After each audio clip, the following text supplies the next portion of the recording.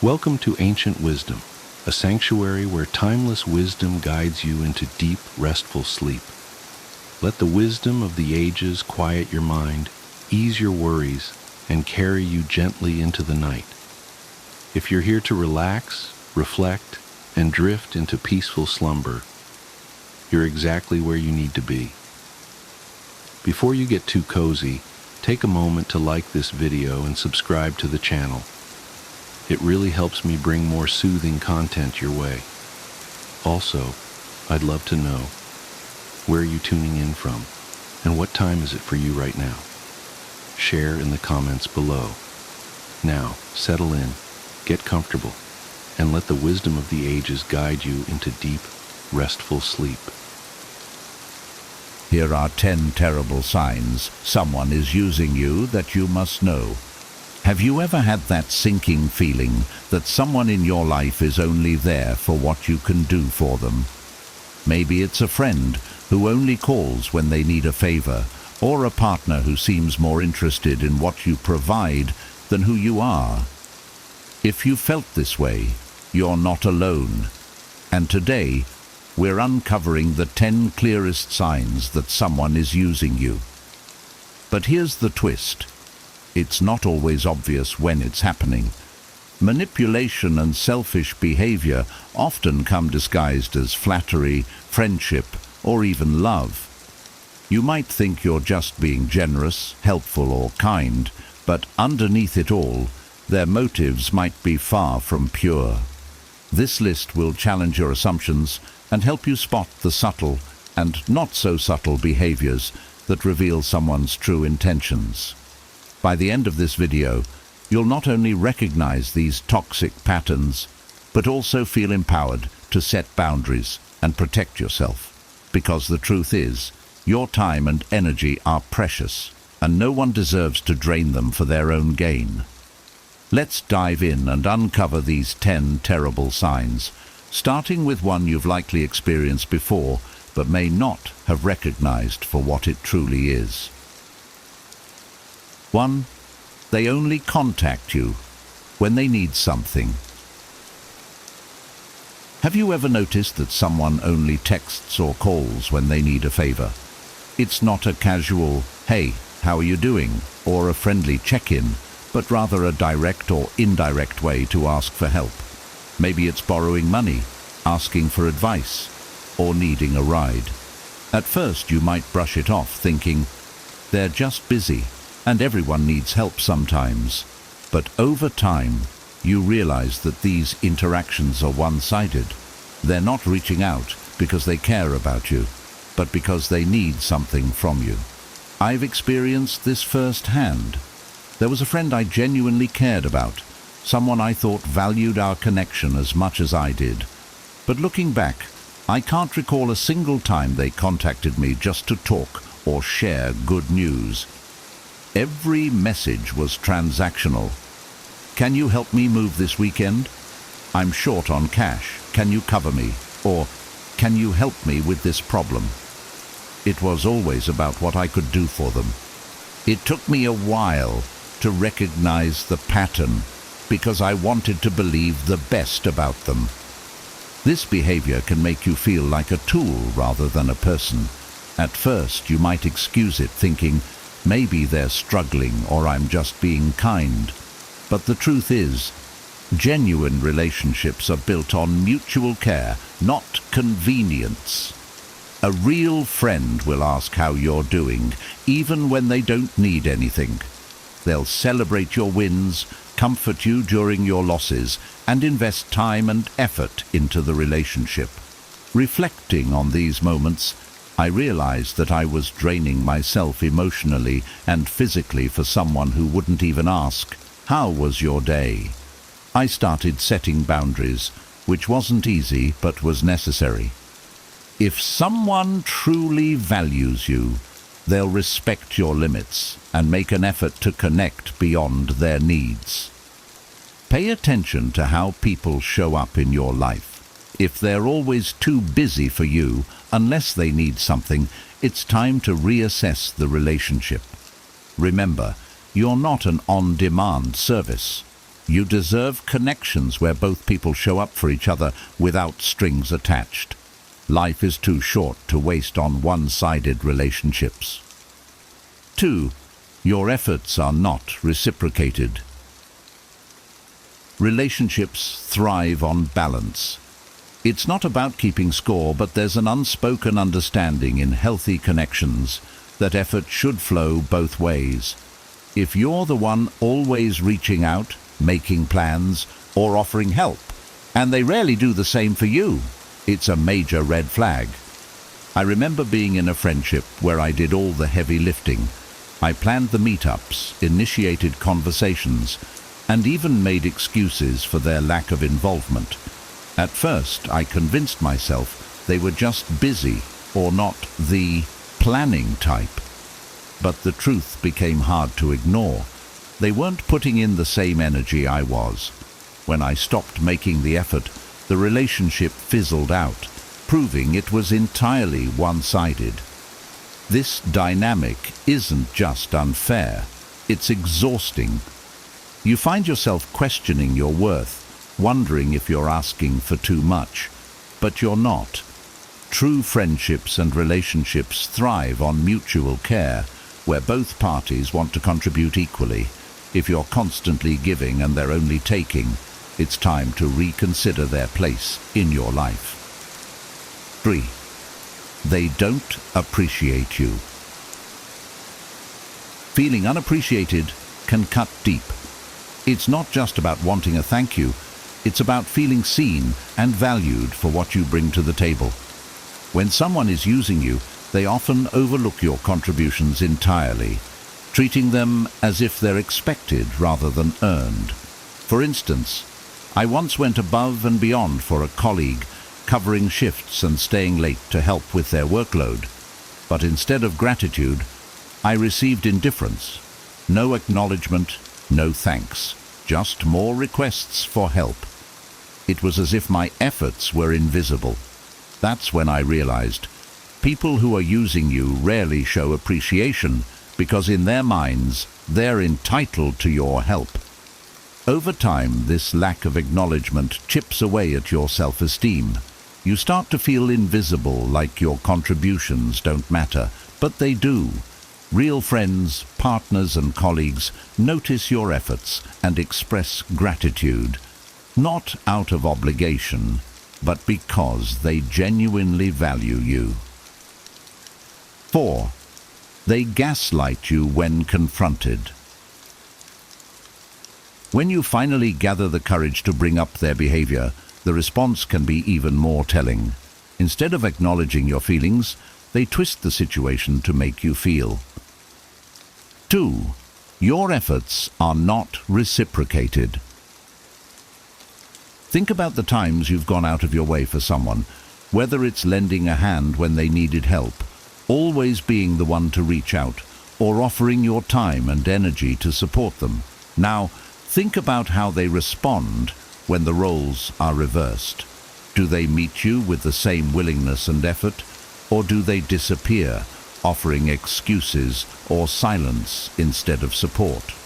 I've been in situations where I felt like the glue holding a friendship or relationship together. For example, I had a friend who never initiated plans, but always accepted my invitations.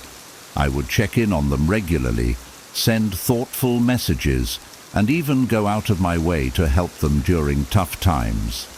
Yet when I faced a difficult period, their silence was deafening. It wasn't just about their absence during hard times. It was their complete lack of initiative to maintain the relationship when I stopped putting in the effort. What I realized was that reciprocity isn't just about big gestures. It's about the small, everyday signs that someone values you. Do they text first once in a while? Do they make an effort to celebrate your wins, no matter how small? Do they notice when you're not okay and offer support without you having to ask? When someone doesn't do any of these things, it signals that their priority isn't the relationship. It's what they can get from it. One-sided relationships don't just drain your energy. They make you question your worth. You might think, if I just give a little more, maybe they'll appreciate me. But the truth is, people who don't reciprocate aren't likely to change unless they see their behavior as a problem. And that usually doesn't happen unless you set boundaries. The key is to recognize the imbalance and decide how much of your time and energy you're willing to invest. Healthy relationships are partnerships where both people contribute willingly and joyfully. If you're the only one doing the work, it's time to step back and evaluate whether the relationship is truly worth your effort. After all, you deserve connections that leave you feeling supported, valued and cared for, not depleted. 3. They don't appreciate you. When someone truly values you, they'll make an effort to show it, through their words, actions, or even small gestures. But when someone is using you, appreciation becomes almost non-existent. They treat your kindness, support, and effort as if it's their entitlement, rather than a gift you've chosen to give. I remember helping a close acquaintance through a rough financial patch. I lent them money, listened to their struggles, and even helped them find some job leads. I didn't expect anything in return, except maybe a sincere thank you, or acknowledgement of my effort. Instead, they acted as if my help was their due. There was no gratitude, no sense of reciprocity, just an expectation that I'd keep stepping in whenever they needed me. Over time, it felt less like kindness on my part and more like obligation, dictated by their indifference. This lack of appreciation can cut deeply. It makes you feel invisible, as if all the energy you've poured into the relationship goes unnoticed or unvalued. Over time, it can erode your self-worth, leaving you questioning if you're even worth appreciating in the first place. The problem isn't with you, it's with them. People who take others for granted are often too focused on their own needs to recognize the effort and care they're being given. True appreciation isn't just about saying thank you. It's about someone acknowledging your value, treating your time and energy with respect, and showing that they don't take your presence in their life for granted. When someone appreciates you, you feel it, not just in their words, but in how they treat you overall. If you notice someone consistently failing to show appreciation, it's a sign to reevaluate the relationship. Ask yourself, does this person truly value me? Or are they just using me to meet their needs? You deserve to be appreciated for who you are and for everything you bring to the table. Don't settle for less. 4. They gaslight you when confronted. One of the clearest signs that someone is using you is how they react when you try to address the imbalance. Instead of acknowledging your feelings or taking responsibility, they twist the situation to make you feel like the problem. This manipulation, known as gaslighting, can leave you questioning your own perspective and emotions.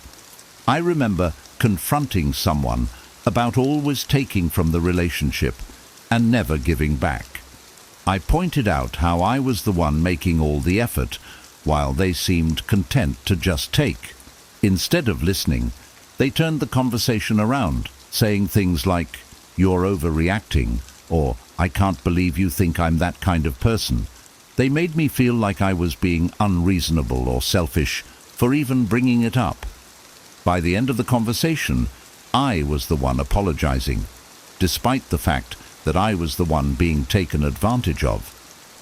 Gaslighting is a powerful tool for manipulators because it makes you doubt yourself.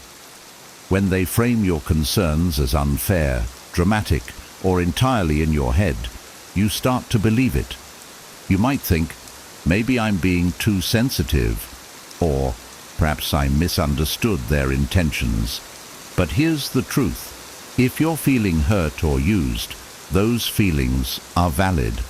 Your emotions are telling you that something isn't right, and they deserve to be heard and respected. A healthy relationship doesn't involve blame shifting or denial. If someone truly values you, they'll listen to your concerns and make an effort to understand your perspective. They won't dismiss your feelings or make you feel guilty for expressing them. Gaslighting, on the other hand, is a way of deflecting responsibility and keeping you in a cycle of doubt and compliance. The next time someone twists your words or invalidates your feelings when you try to have an honest conversation, take a step back. Ask yourself if their reaction is about self-preservation rather than genuine care for you.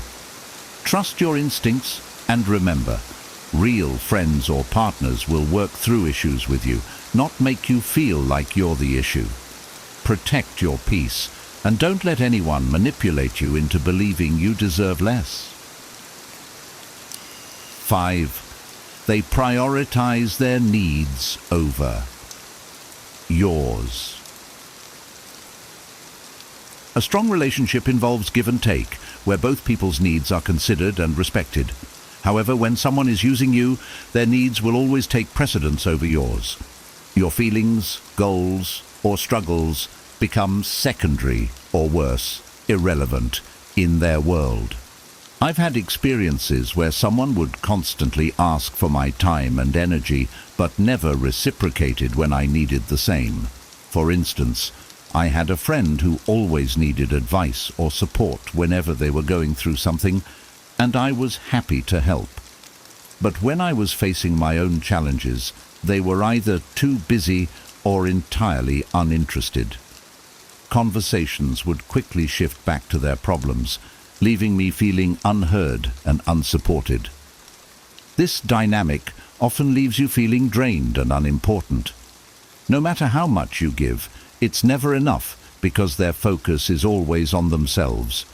You might even catch them brushing off your concerns with phrases like, "You'll figure it out," or "That's not a big deal." Over time, this pattern becomes a clear sign that they don't truly value you or the relationship. They see you as a resource to fulfill their needs, not as an equal partner.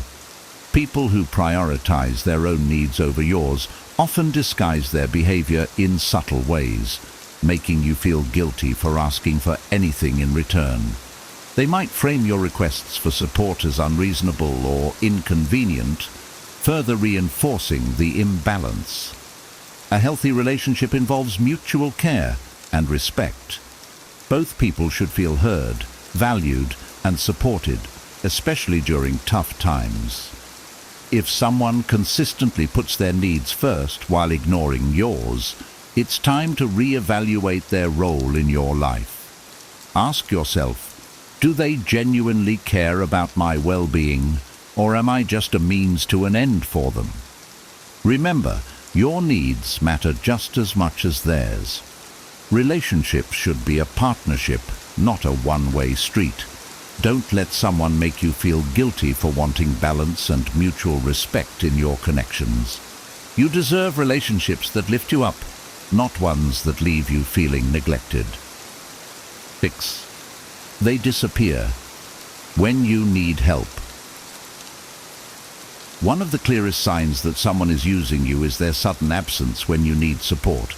They're quick to call on you for help with their problems, but when the tables turn, they're nowhere to be found. This inconsistency reveals that they're not truly invested in the relationship. They're only there for what they can gain.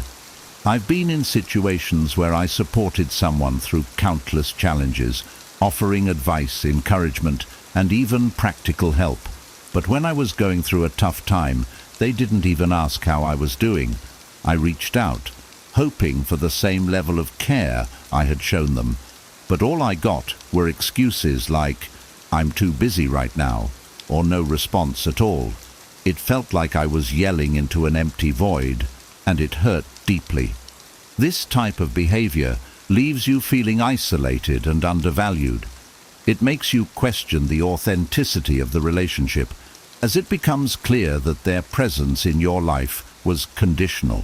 They were only there for what they could get, not what they could give. In healthy relationships, mutual support is the foundation. Real friends, partners, or family members don't vanish when you need them the most. They might not always have the perfect solution, but they show up, listen, and offer what they can because they genuinely care about you. When someone consistently fails to be there for you, it's a glaring sign that their priorities don't include your well-being. If you find yourself in a relationship where the other person is absent during your struggles, take a step back. Reflect on whether this connection is bringing value to your life or just taking from it. You deserve people who stand by you in both good times and bad, not those who disappear the moment you need a shoulder to lean on. Recognizing this imbalance is the first step toward protecting your energy and surrounding yourself with people who truly care. 7. They exploit your generosity.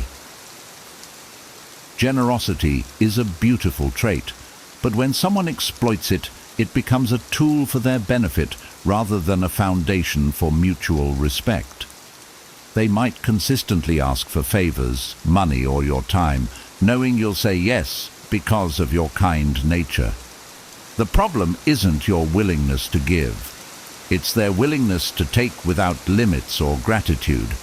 I remember having a colleague who always seemed to need just a little help. At first, it was small favors, like covering their shift or helping with a project. I didn't mind because I believed in teamwork, but over time, their requests became bigger and more frequent. They'd say things like, "You're so reliable. I knew you'd do this for me." But they never returned the favor.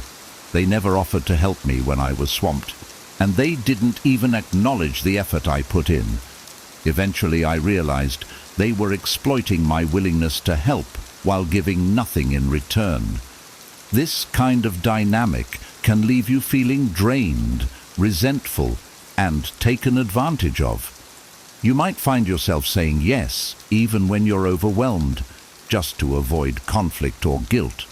The truth is, people who exploit your generosity often rely on your discomfort with setting boundaries. They know you'll go the extra mile because you're kind-hearted, and they use that to their advantage. True relationships are built on mutual generosity, where both people give and take in balance. Exploitation, on the other hand, is entirely one-sided. It's important to recognize when your kindness is being taken for granted and to set boundaries to protect yourself. Saying no doesn't make you a bad person. It simply ensures that your energy and resources are being spent on people who genuinely value you. Ask yourself, does this person respect my boundaries, or do they push them to get what they want? If you feel more like a resource than a valued friend, it's time to reassess the relationship. Your generosity is a gift, not a given, and it should be appreciated, not exploited. 8. You feel drained around them. The people in your life should uplift and energize you, not leave you feeling emotionally, mentally, or even physically drained. When someone is using you, their constant demands, negativity, or selfishness can sap your energy, leaving you exhausted after every interaction. I once had a friend who seemed to turn every conversation into a complaint about their life or a request for help. No matter how much I tried to support or cheer them up, it was never enough. They would unload their problems onto me without asking about my day or my struggles. Over time, I noticed a pattern. I felt worse after talking to them, not better. It wasn't just that they needed help. It was that the relationship was entirely focused on them, with no room for my needs or feelings. When someone leaves you feeling drained, it's often because the relationship is imbalanced. You're constantly giving your time, attention, or emotional support, while they take without offering anything in return. This dynamic can make you feel like their emotional dumping ground or problem solver rather than a valued friend or partner. Pay attention to how you feel after interacting with someone. Do you feel refreshed and supported, or do you feel tired, frustrated, or even resentful? Your emotions are important indicators of the health of your relationships. If someone consistently leaves you feeling depleted, it's a sign that their presence in your life might be more harmful than helpful. Healthy relationships are energizing. Even during tough times, they involve mutual care and support that leave both people feeling understood and valued. If someone is consistently draining you, it's time to set boundaries. Protect your energy and focus on relationships that enrich your life rather than deplete it. You deserve to feel good about the connections you have, not burdened by them. Remember, it's okay to prioritize your well-being over someone else's constant demands. 9. They manipulate you with flattery or guilt. People who use others often rely on manipulation to keep control of the relationship. They might use excessive flattery to make you feel special, or guilt to pressure you into doing things for them. These tactics are not about genuine connection, but about maintaining their advantage over you. I once knew someone who was an expert at this. Whenever they wanted something, they'd start with over-the-top compliments. "You're the only person I can trust with this," or "You're so amazing for always helping me." At first, it felt good to be appreciated, but I began to notice a pattern. The flattery wasn't sincere. It was a setup to get what they wanted. On the other hand, if I ever hesitated to help, they'd quickly pivot to guilt. "I thought you cared about me." Or, "I guess I'll have to figure it out on my own." This emotional manipulation traps you in a cycle of compliance. The flattery makes you feel obligated to help, while the guilt makes you feel bad if you don't. Over time, you might find yourself agreeing to things you don't want to do, simply to avoid the guilt or maintain their approval.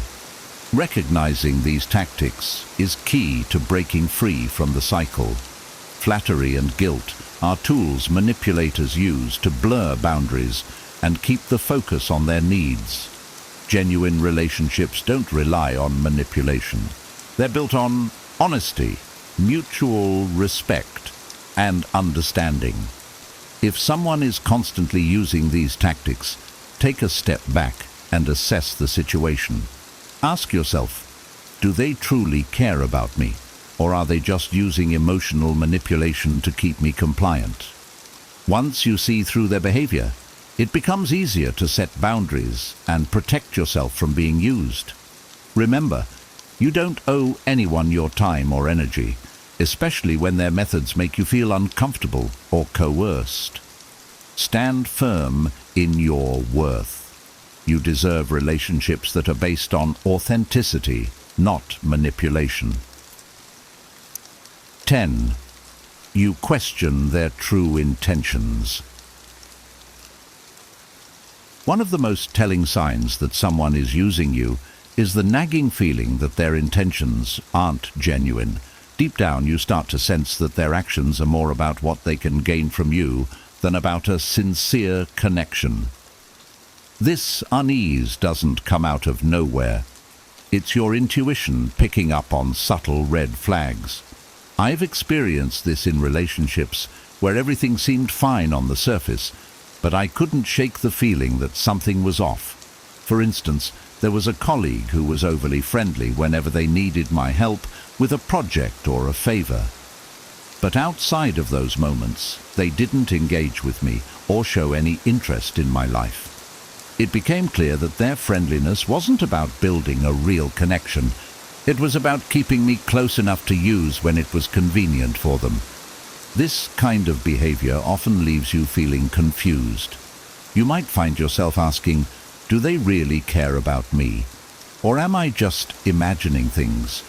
Genuine relationships don't make you question someone's motives repeatedly. When someone values you, their intentions are clear. They want to be in your life because of who you are, not because of what you can provide. If you're constantly questioning their authenticity, it's worth pausing to evaluate the relationship. Are they there for you during your highs and lows, or do they only show up when it benefits them? Do their actions align with their words, or do they make promises they never keep?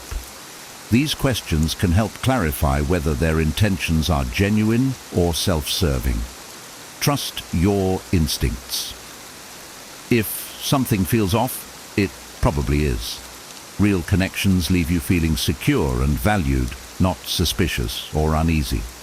Don't ignore those gut feelings. They're often your best guide.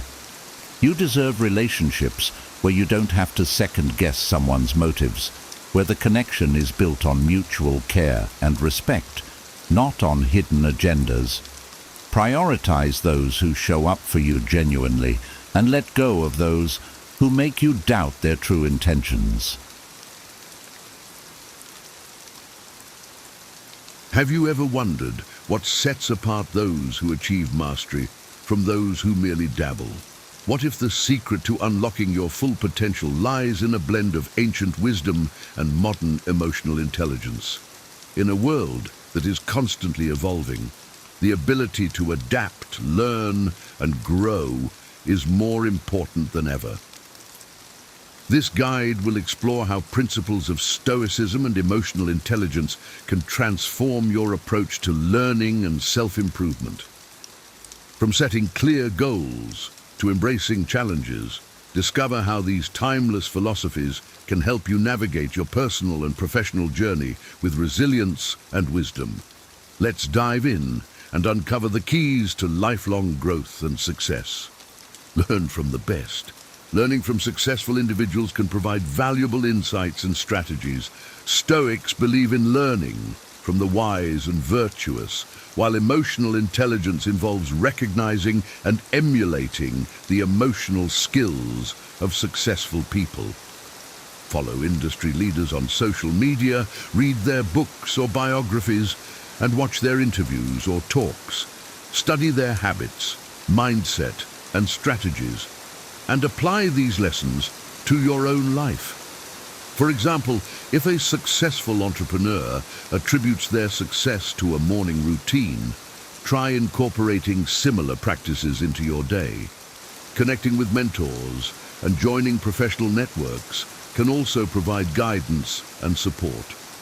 These relationships offer opportunities to learn from the experiences of others and gain feedback on your own progress. By learning from the best, you can accelerate your growth and achieve your goals more effectively. Set clear and specific goals. Setting clear, specific goals provides direction and motivation.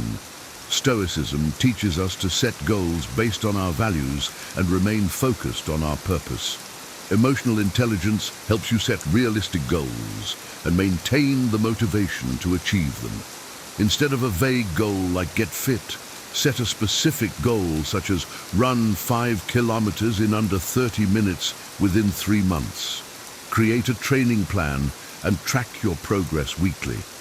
This approach helps you stay focused and measure your progress, making it easier to stay motivated and achieve your goals. By setting clear and specific goals, you provide yourself with a roadmap for success. This clarity helps you stay focused, motivated, and resilient, especially during challenging times. Adapt to change. Adaptability is crucial in a rapidly evolving world. Stoics view change as a natural part of life and teach us to respond to it with tranquility.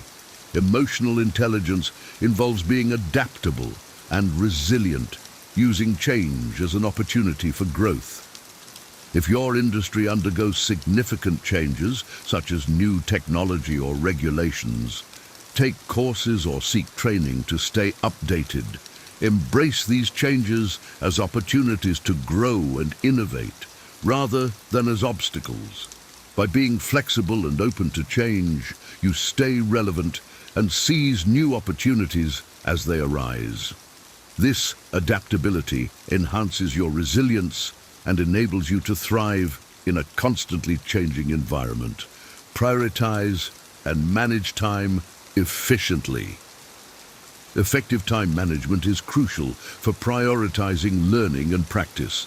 Allocate specific periods each day to your growth activities, ensuring consistent progress. Stoic time management involves focusing on what is essential and eliminating distractions, while emotional intelligence helps you balance tasks and manage stress. Use a planner or digital calendar to schedule dedicated time for learning and practice. Break your day into blocks, assigning each block to specific activities to ensure balanced time management. This approach helps you stay organized, reduce stress, and make steady progress towards your goals.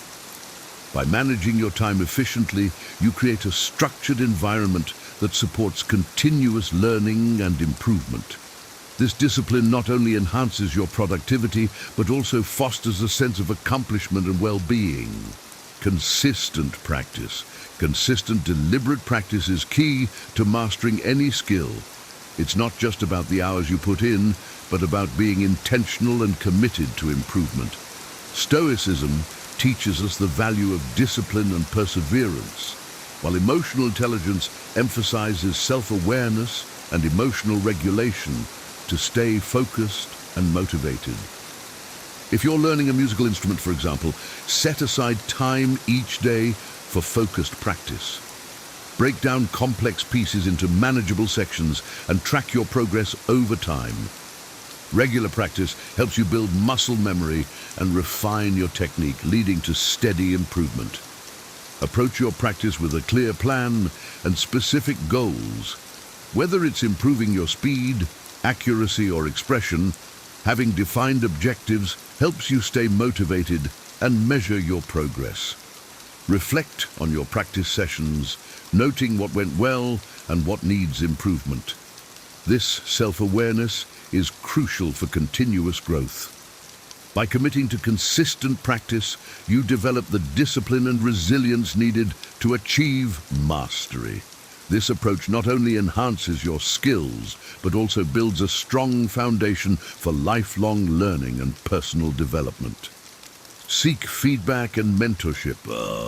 Regularly seeking feedback and learning from mentors can accelerate your growth. Constructive feedback helps identify areas for improvement, while mentorship provides guidance and support.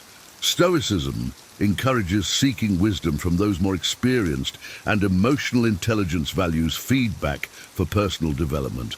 Find a mentor in your field who can provide regular guidance. Join professional networks or groups where you can share experiences and receive feedback. This approach helps you gain valuable insights and refine your skills, fostering continuous growth. By seeking feedback and mentorship, you create a supportive environment for learning and development. This network not only enhances your personal and professional growth, but also provides a sense of community and belonging. Maintain a positive attitude. A positive and optimistic mindset fuels motivation, resilience, and perseverance. Stoicism teaches the importance of maintaining inner peace and focusing on what you can control. Emotional intelligence helps you stay positive and manage emotions effectively, even in difficult situations. Practice gratitude daily by writing down 3 things you're thankful for. Surround yourself with positive influences and engage in activities that uplift your mood and outlook. This positive attitude helps you navigate challenges and setbacks effectively. By maintaining a positive attitude, you create an environment that supports continuous growth and resilience. This optimism enables you to face challenges with confidence and persist in your journey towards lifelong learning and self-improvement. Stay humble and open-minded. Humility and openness are essential for continuous improvement. Staying humble keeps you grounded and receptive to new ideas and perspectives. Stoicism values humility, recognizing that pride can be a barrier to growth, while emotional intelligence encourages openness to feedback and diverse viewpoints. Regularly seek feedback from colleagues or peers, attend conferences, and be open to learning from those with different experiences. This approach helps you gain valuable insights and refine your skills, fostering continuous growth. By staying humble and open-minded, you cultivate a mindset of lifelong learning. This attitude enables you to embrace new opportunities and challenges with confidence, leading to greater personal and professional. Develop a growth mindset. A growth mindset involves embracing challenges, viewing failures as learning opportunities, and staying dedicated to self-improvement. This mindset aligns with Stoic principles of accepting what we cannot change and focusing on what we can control. Emotional intelligence helps you manage setbacks with resilience and use them as opportunities for growth.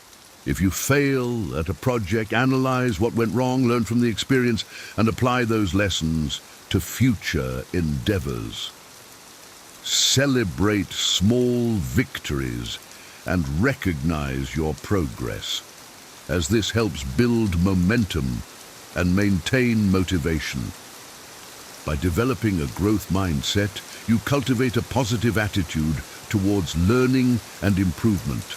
This mindset enables you to tackle challenges with confidence and persist in the face of adversity, ultimately leading to greater success and fulfillment. Commit to lifelong learning.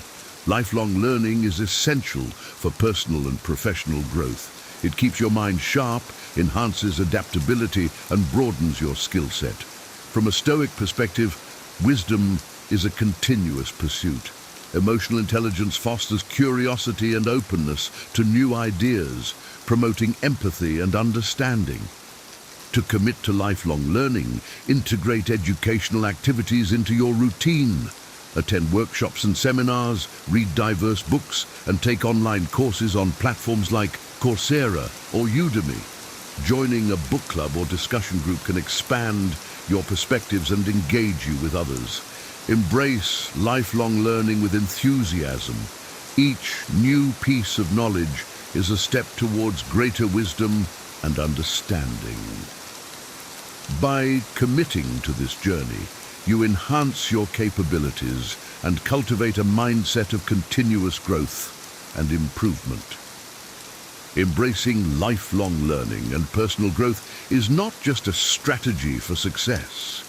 It is a way of life. By integrating the timeless wisdom of Stoicism with the insights of emotional intelligence, you can cultivate a mindset that is resilient, adaptable, and ever curious, whether it's through consistent practice, setting clear goals, or staying humble and open-minded. Each step you take on this journey contributes to your overall development. Remember, the pursuit of knowledge and self-improvement is a continuous process. There will always be new challenges to face, lessons to learn, and opportunities to grow. By committing to these principles, you not only enhance your skills and capabilities, but also enrich your life with purpose and fulfillment.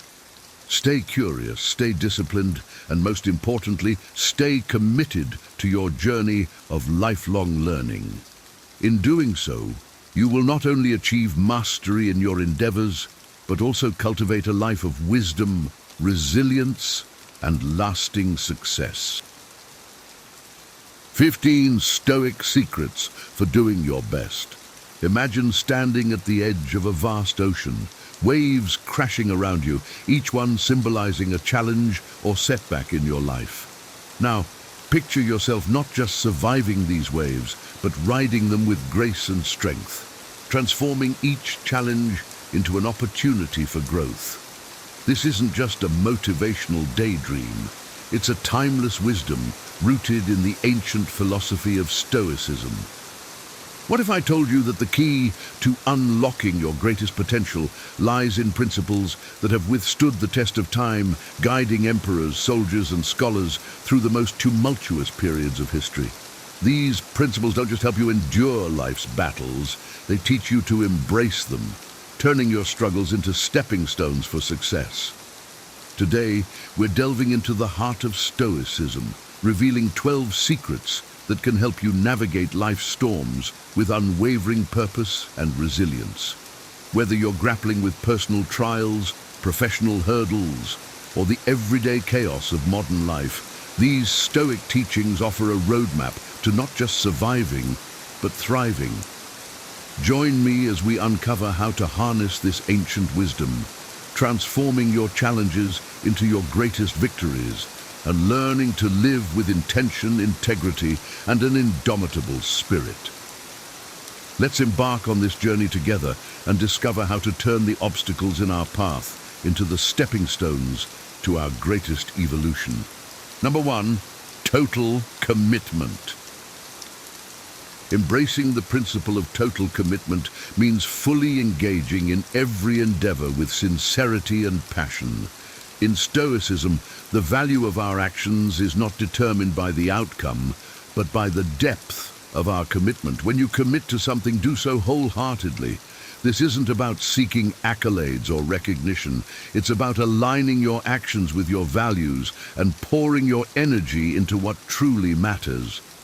Total commitment requires waking up each day with a resolve to actively shape your destiny through your thoughts, choices, and actions. Approach your tasks, relationships, and self-improvement efforts with unwavering sincerity and integrity. By being fully present and engaged, you cultivate a sense of purpose and fulfillment, regardless of external circumstances. In moments of adversity, draw on your inner strength to push through challenges. Commit to your goals with the understanding that true success lies not in the destination, but in the journey itself. When you give it your all, you embody the Stoic ideal of living a virtuous, meaningful life. This total commitment transforms ordinary actions into profound expressions of your character and principles, paving the way for a fulfilling and impactful existence. Number 2, process over outcomes.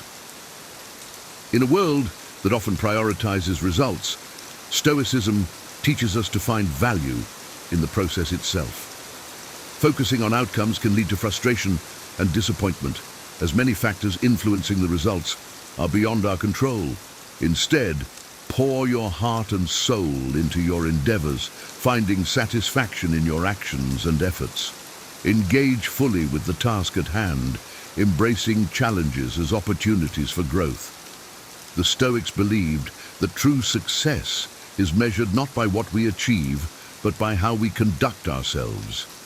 Did you act with integrity, courage, and commitment? Did you grow and learn through your experiences? These are the real indicators of success. By shifting your focus from outcomes to the process, you cultivate a sense of fulfillment and inner peace, knowing that you did your best regardless of the results.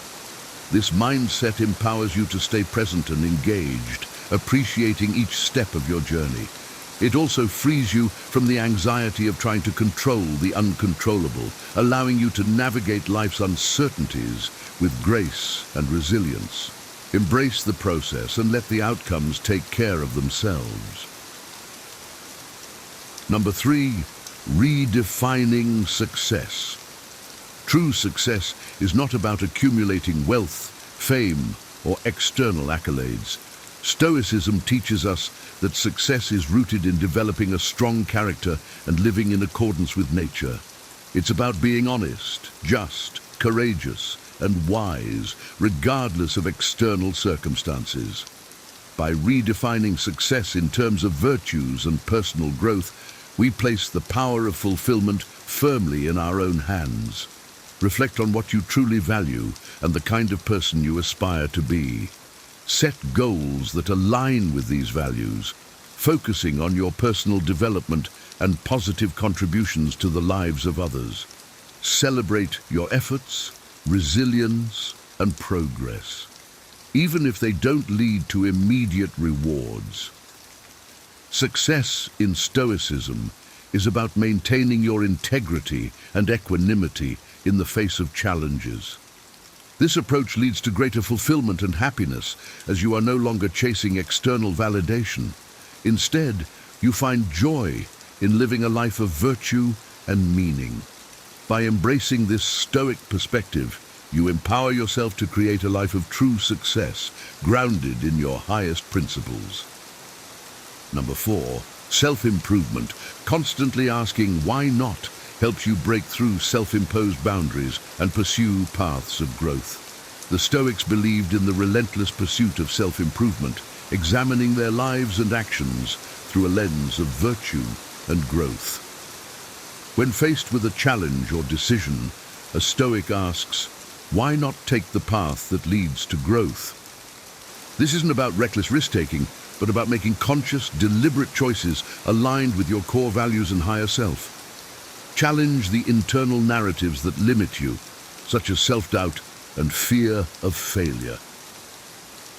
Embrace the potential for greatness within you, striving for personal excellence. By asking why not, you step into the arena of life, ready to engage fully, grow, and emerge stronger and wiser. This Stoic mindset encourages you to rise above mediocrity and embrace the journey of self-improvement. Every challenge becomes an opportunity to refine your character and expand your horizons. Number 5, purpose and resilience. Stoic wisdom serves as a daily guide to navigating personal, professional, and everyday challenges with purpose and resilience. Embrace the philosophy that our power lies not in changing our circumstances, but in changing our response to them. By cultivating resilience, you transform life's battles into opportunities for growth. Use Stoic teachings to anchor yourself during turbulent times.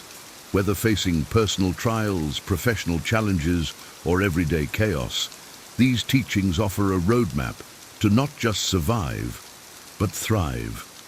They show that the power to lead a fulfilling life comes from within, from our ability to adapt and respond with grace and strength. This resilience fosters a sense of purpose, guiding you to live intentionally and meaningfully. By applying Stoic principles, you become adept at turning obstacles into stepping stones, navigating life's complexities with wisdom and courage. Number 6, small actions matter. Big achievements are often the result of countless small, consistent actions.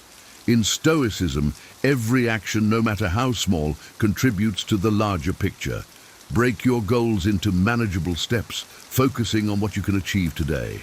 Emphasize consistency and presence in each task. This approach not only makes large goals more attainable, but also fosters a deep sense of engagement and fulfillment. Each small step forward builds a solid foundation for your larger aspirations. By focusing on the present and doing what little you can, you create a life rich with purpose and progress. The Stoic mindset encourages humility and resilience, recognizing that every small action has value. This perspective empowers you to make meaningful progress, no matter how modest, aligning your daily efforts with your long-term goals and values.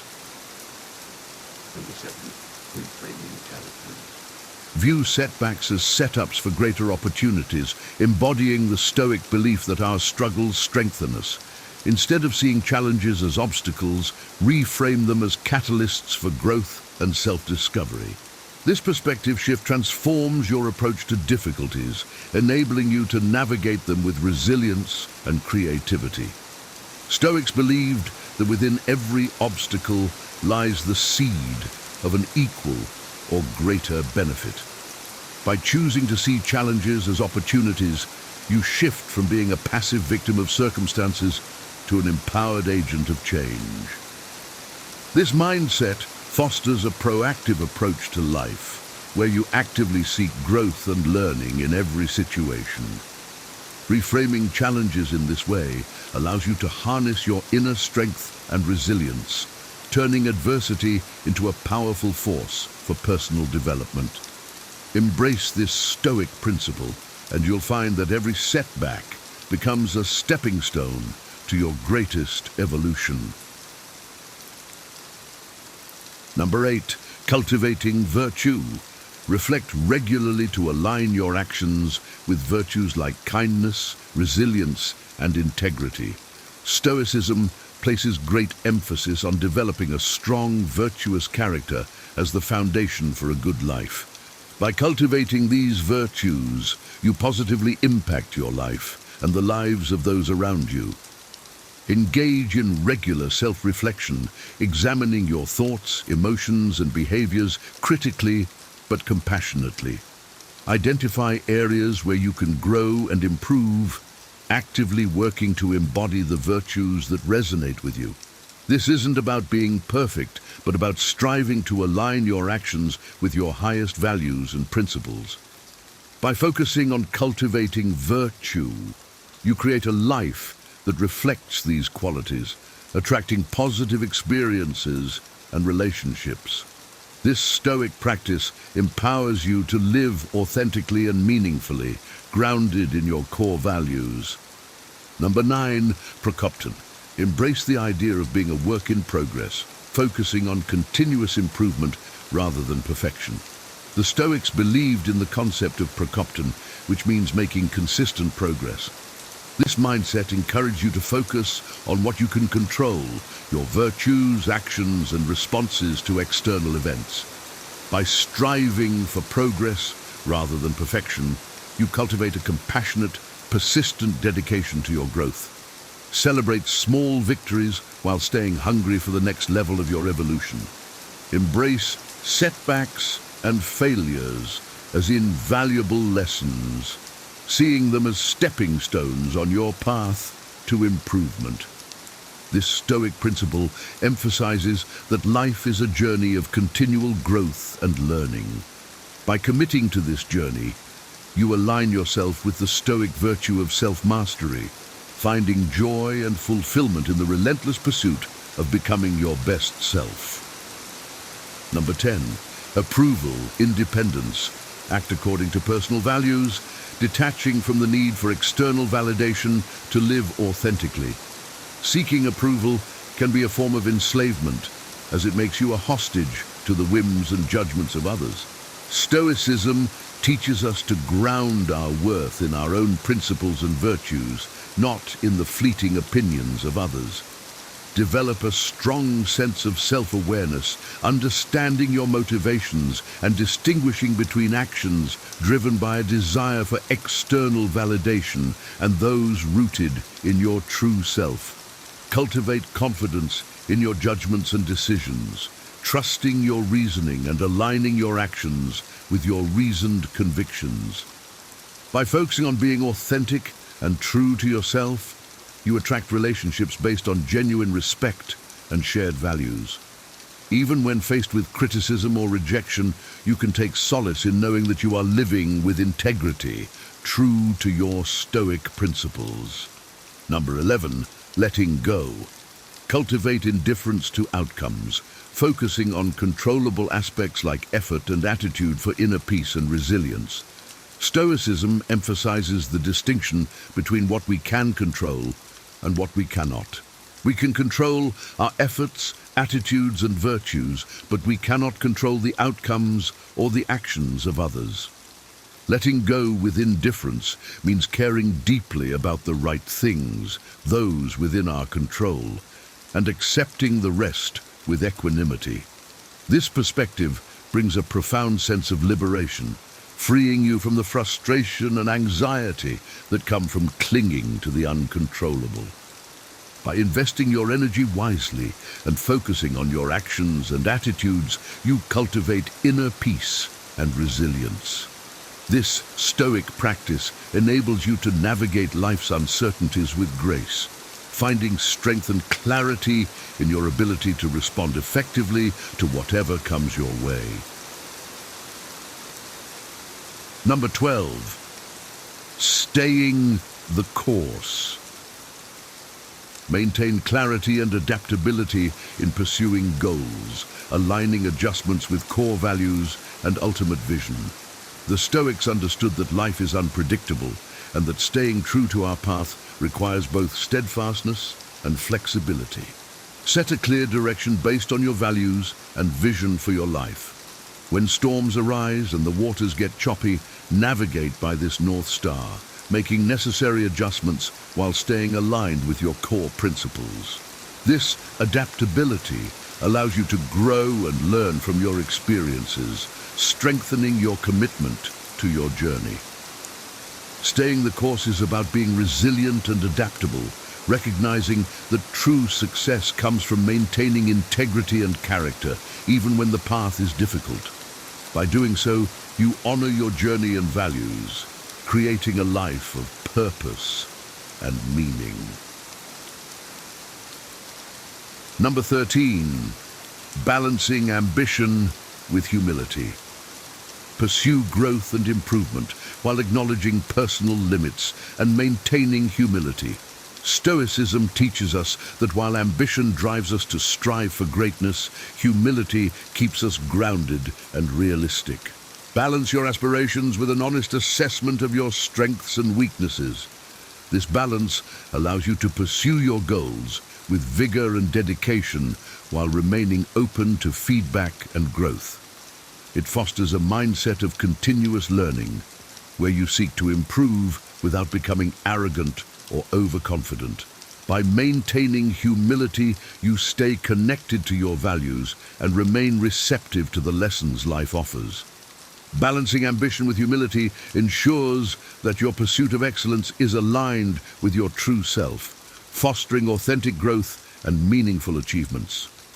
Number 14, facing internal narratives. Challenge self-doubt and fear by embracing the potential for greatness within and striving for personal excellence. The Stoics believe that our internal narratives significantly impact our actions and outcomes. Confront the stories you tell yourself about your limitations and replace them with empowering beliefs. By recognizing and challenging self-doubt and fear, you open the door to new possibilities. Embrace the idea that you have the potential for greatness within you and strive for personal excellence in all areas of your life. This proactive approach empowers you to take bold steps towards your goals, transforming internal obstacles into catalysts for growth.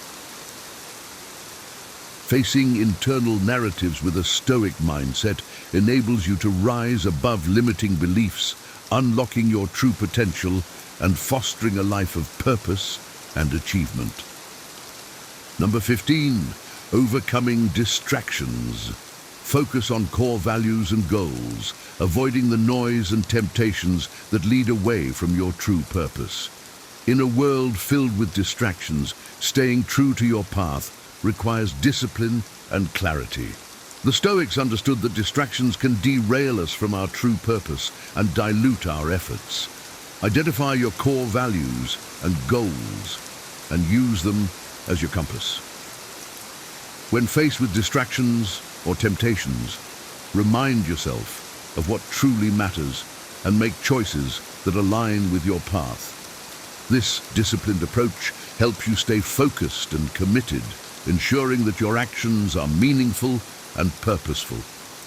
By overcoming distractions and maintaining clarity of purpose, you cultivate a life of intentionality and fulfillment, grounded in your deepest values and aspirations.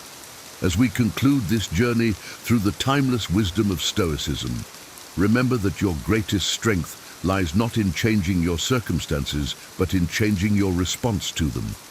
Embrace the principles we've explored today: commitment, resilience, self-improvement, and let them guide you in transforming challenges into opportunities for growth. Imagine a life where every setback is a setup for success, where you face adversity with courage and integrity, and where you continually strive for personal excellence. This is the essence of Stoic wisdom, a philosophy that empowers you to lead a fulfilling, purpose-driven life. If you found inspiration in these Stoic secrets and are ready to apply them to your own journey, I invite you to join our community by liking this video and subscribing to the Wiser channel. Together, we can continue to explore the depths of ancient wisdom, uncovering powerful insights that help us navigate modern life with grace and resilience. Hit that subscribe button, give us a like, and share this video with others who seek to transform their lives through Stoic principles. Let's grow stronger, wiser, and more grounded in the values that lead us toward a life of purpose and meaning. Thank you for being a part of this journey. Stay wise, stay resilient, and I'll see you in the next video. Have you ever wondered why some people seem unshaken by life's storms, while others crumble at the first sign of trouble? The secret lies in an ancient philosophy that has stood the test of time: Stoicism. Inspired by the teachings of Epictetus, Stoicism offers practical wisdom to remain unaffected by external chaos. Today, we're diving into 12 Stoic principles that can help you cultivate inner peace and resilience. Let's embark on this journey with a curious mind and an open heart, ready to transform our lives from within. Power of acceptance. Imagine you're stuck in traffic, late for an important meeting. Your heart races and frustration builds. Now pause. What if, instead of fuming, you accepted the situation calmly? By recognizing your emotions and understanding the problem, you can redirect your energy toward finding solutions. Perhaps you use the time to practice deep breathing or plan your next steps. Acceptance doesn't mean giving up. It means choosing a response that leads to positive action. When we embrace the power of acceptance, we unlock a pathway to inner peace and effective problem solving. Acceptance is a fundamental Stoic principle. Epictetus, a former slave turned philosopher, taught that while we cannot control external events, we can control our reactions to them. This mindset shift allows us to maintain our composure and focus on what we can influence. Consider Nelson Mandela, who spent 27 years in prison under harsh conditions. Instead of succumbing to bitterness, he accepted his situation and used his time to strengthen his resolve and vision for a united South Africa. His acceptance and resilience transformed him into a global symbol of peace and forgiveness, living according to nature. Picture a tree in the forest. It doesn't struggle against the wind or resist the changing seasons. It grows in harmony with its environment, finding strength and purpose in its natural state. We, too, can find a meaningful life by living in harmony with nature. This means understanding and accepting our limitations, finding peace in simplicity, and aligning our lives with our true essence. By embracing the natural flow of life, we can cultivate a sense of contentment and purpose, much like the tree that stands tall through all seasons. Living according to nature involves recognizing and respecting the natural order of the world and our place within it. This principle encourages us to live authentically, embracing our true selves without pretension or resistance. Consider the life of Henry David Thoreau, who spent 2 years living simply in a cabin near Walden Pond. Thoreau's experiment in simple living and self-sufficiency was an effort to reconnect with nature and understand life's essentials, reflecting the Stoic ideal of living according to nature. Mind control. Consider a skilled surfer riding the waves. They don't control the ocean, but masterfully navigate their board with discipline and focus. Similarly, Controlling our thoughts and reactions is crucial for inner peace. It's about cultivating self-discipline and staying present. When faced with a challenging situation, instead of being swept away by emotions, take a moment to breathe and center yourself. By mastering your mind, you can navigate life's waves with grace and stability, maintaining peace even amidst turmoil. Epictetus emphasized that while external events are beyond our control, our thoughts and responses are within our power. This mastery of the mind enables us to maintain equanimity regardless of external circumstances. Take the story of Viktor Frankl, a psychiatrist and Holocaust survivor. In his book, Man's Search for Meaning, Frankl describes how he found mental strength by focusing on his inner life and purpose. Even in the horrific conditions of a concentration camp, his ability to control his mind and find meaning in suffering exemplifies this Stoic principle. Overcoming fear and dishonor. Think about a time when you felt embarrassed or fearful. Often, it's not the event itself, but the meaning we assign to it that causes distress. By focusing on self-improvement and inner peace, rather than seeking external validation, we can overcome these feelings. For instance, if you stumble during a presentation, view it as a learning opportunity rather than a personal failure.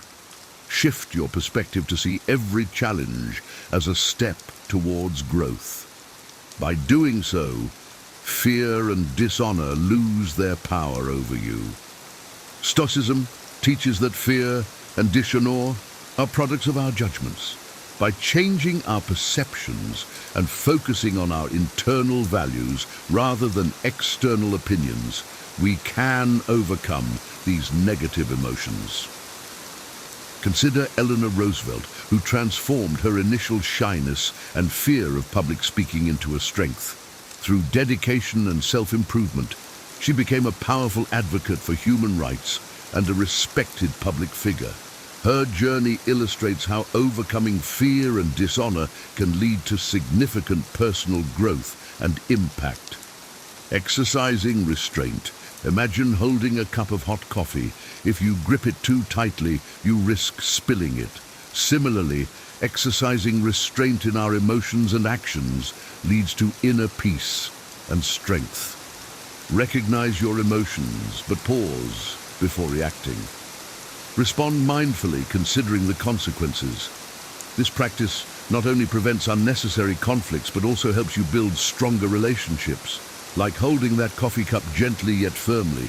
Practicing restraint allows you to navigate life situations with balance and grace. Exercising restraint or temperance is about moderating our impulses and desires to maintain inner harmony and avoid unnecessary turmoil. Mahatma Gandhi practiced restraint through his commitment to nonviolence and civil disobedience. Even when faced with aggression and injustice, Gandhi maintained a disciplined and restrained approach, which ultimately led to India's independence and inspired movements for civil rights and freedom across the world. Firm purposes. Think of a lighthouse standing tall against a storm. It's a beacon of guidance and strength. In life, having firm purposes acts like that lighthouse. Challenges will come, but a strong sense of purpose helps you navigate through them. Reflect deeply to define your goals and values. Stay committed to these, even when faced with adversity.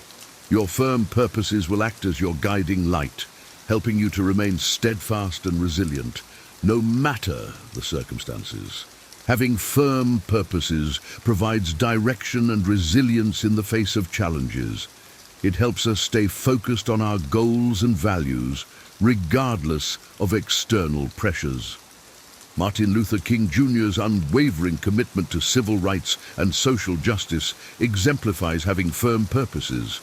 Despite facing significant opposition, threats, and personal sacrifices, his steadfast dedication to his cause inspired profound social change and left an enduring legacy. Response to criticism. Shul. Imagine being in a crowded room with voices all around. Among the noise, a friend offers constructive feedback. How do you respond? The key is to control your reactions to others' opinions, understand your motivations, and develop patience. If someone criticizes you, see it as an opportunity to learn and grow rather than a personal attack. This mindset allows you to respond with gentleness and composure, turning criticism into a tool for self-improvement. Stoicism teaches us to view criticism as a means for self-improvement rather than a personal affront. By controlling our reactions, we can use feedback constructively. Abraham Lincoln faced harsh criticism throughout his presidency, particularly during the Civil War. Instead of reacting defensively, he often listened carefully and used constructive criticism to guide his decisions. His ability to respond thoughtfully to criticism contributed to his effectiveness as a leader. Anticipating obstacles. Think of a seasoned traveler packing for a journey. They anticipate weather changes, roadblocks, and detours.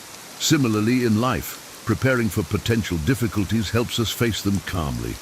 Envision challenges you might encounter and plan accordingly. Balance your emotions with logic to stay prepared. By anticipating obstacles, you can approach them with a clear mind and a steady heart, much like a traveler ready for any adventure. Anticipating obstacles, or premeditatio malorum, is a Stoic practice that involves preparing mentally for potential challenges. This foresight helps us remain composed and ready to handle adversity. Consider the approach of NASA engineers during the Apollo 13 mission.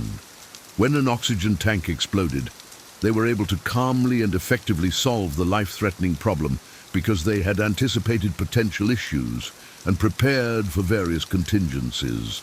Their foresight and preparation saved the lives of the astronauts and ensured the mission's safe return. Dealing with insults. Recall a time when someone's words stung. It's not the insult itself, but our perception of it that causes pain. Use these moments for reflection and growth. For example, if someone calls you lazy, instead of reacting defensively, consider whether there's any truth to it. Use it as a chance to improve yourself. By viewing insults as opportunities for self-betterment, you transform negative experiences into powerful catalysts for personal growth. Dealing with insults involves reframing our perspective and using the experience for self-improvement rather than letting it harm our self-esteem. Oprah Winfrey faced numerous insults and criticisms early in her career, particularly regarding her background and appearance. Instead of letting these comments undermine her, she used them as motivation to improve herself and build a media empire. Her resilience and ability to grow from criticism have made her one of the most influential figures in media. Choosing your response. Imagine holding a remote control to your emotions. You have the power to choose your response to criticism. When faced with negative feedback, recognize your emotions, but don't let them control you. Seek inner strength and practice forgiveness. By consciously choosing your response, you maintain your peace and integrity. This power of choice ensures that you remain in control of your reactions, no matter the external circumstances. Choosing your response is about maintaining control over your reactions and emotions, ensuring that you act in alignment with your values and principles. Malala Yousafzai, after being shot by the Taliban for advocating girls' education, chose to respond with forgiveness and continued her activism. Her choice to promote peace and education, rather than succumbing to fear and anger, has made her a powerful voice for human rights and earned her the Nobel Peace Prize. Gratitude. Picture a jar you fill with pebbles, each representing something you're grateful for. Over time, the jar overflows, symbolizing a heart full of gratitude. Focusing on what you have, rather than what you lack, helps maintain a positive outlook and inner peace. Practice daily gratitude to strengthen your mental resilience. By regularly acknowledging the good in your life, you create a foundation of positivity that can withstand any challenge. Gratitude is a powerful practice that fosters a positive mindset and resilience. By focusing on the good in our lives, we can maintain inner peace and joy. Dick Vujicic, born without arms and legs, practices gratitude despite his physical challenges. He focuses on what he can do rather than what he lacks, inspiring millions with his motivational speeches and positive outlook. His life demonstrates how gratitude can lead to a fulfilling and impactful existence. Self-reflection. Envision a quiet moment at the end of your day, a time set aside just for you. Regular self-reflection promotes personal growth and understanding. Reflect on your thoughts, actions, and emotions. Identify areas for improvement and celebrate your progress. This practice not only enhances self-awareness but also fosters continuous growth. By making self-reflection a daily habit, you nurture a deeper understanding of yourself and your journey. Self-reflection is a key Stoic practice that involves regularly examining our thoughts, actions, and motives to foster personal growth and self-awareness. Benjamin Franklin practiced daily self-reflection, recording his successes and failures in a journal. He assessed his progress toward living by his 13 virtues, continually striving for self-improvement. This habit of self-reflection contributed significantly to his personal and professional achievements. In summary, Stoicism, as taught by Epictetus, emphasizes the power of our reactions, preparation for challenges, and living in harmony with our true nature. By applying these principles, we cultivate resilience, inner peace, and a meaningful life, unaffected by external turbulence. Engage with the Stoic community to share experiences and continue growing together, transforming your life with the timeless wisdom of Stoicism. Have you ever felt like an afterthought in someone's life, despite your best efforts to be a priority? It's a frustrating experience to pour your heart into relationships only to find that your presence is undervalued. Whether it's with friends, family, or a partner, being overlooked can leave you feeling disheartened and questioning your self-worth. But what if there were strategies to change this dynamic, ensuring that you become a top priority in the lives of those you care about? In this guide, we will explore 18 powerful psychological strategies, enhanced with vivid examples and anecdotes, to help you transform your relationships and make others appreciate your true value. From cultivating mystery to showing empathy, each step is designed to elevate your significance in the eyes of others, ultimately leading to more fulfilling and balanced connections. Let's dive into these transformative techniques and revolutionize the way you're perceived and prioritized by those around you. A T1. Be positive and optimistic. Maintaining a positive attitude can have a profound impact on how others perceive you. Imagine being around someone who always sees the silver lining in every situation. Their optimism can be infectious, making you feel more hopeful and enthusiastic about life. For instance, consider Jane, who always had a smile on her face and a kind word to say. Even during stressful times at work, she remained upbeat, encouraging her colleagues and helping them see the brighter side of things. Her positive energy made her a magnet for others, who sought her company for a boost of morale. By being a source of optimism, you not only improve your own outlook, but also become a person others want to be around, making you a priority in their lives. 2. Allow them to invest in you. Letting others invest time and effort in you creates a sense of commitment and value. Think of how a gardener feels about the plants they've nurtured from seeds. The more they care for them, the more attached they become. Similarly, when people invest their time, energy, or resources into you, they begin to see you as a significant part of their lives. For example, if a friend consistently helps you with a project or spends time teaching you a new skill, they're more likely to value your relationship deeply. This investment builds a stronger bond and ensures you hold a priority position in their lives. 3. Maintain some mystery. Keeping an air of mystery can be incredibly captivating. People are naturally drawn to the unknown, much like a moth to a flame. Consider the allure of a good mystery novel that keeps you turning pages late into the night. In relationships, revealing everything about yourself too quickly can diminish the excitement. Instead, drop hints about your interests and leave some stories for later. For example, if you're passionate about a unique hobby like underwater photography, mention your latest dive, but save the details for another conversation. This approach keeps others intrigued and eager to learn more about you, ensuring you remain a priority in their thoughts. 4. Encourage their growth. Supporting someone's personal and professional growth can solidify your importance in their life.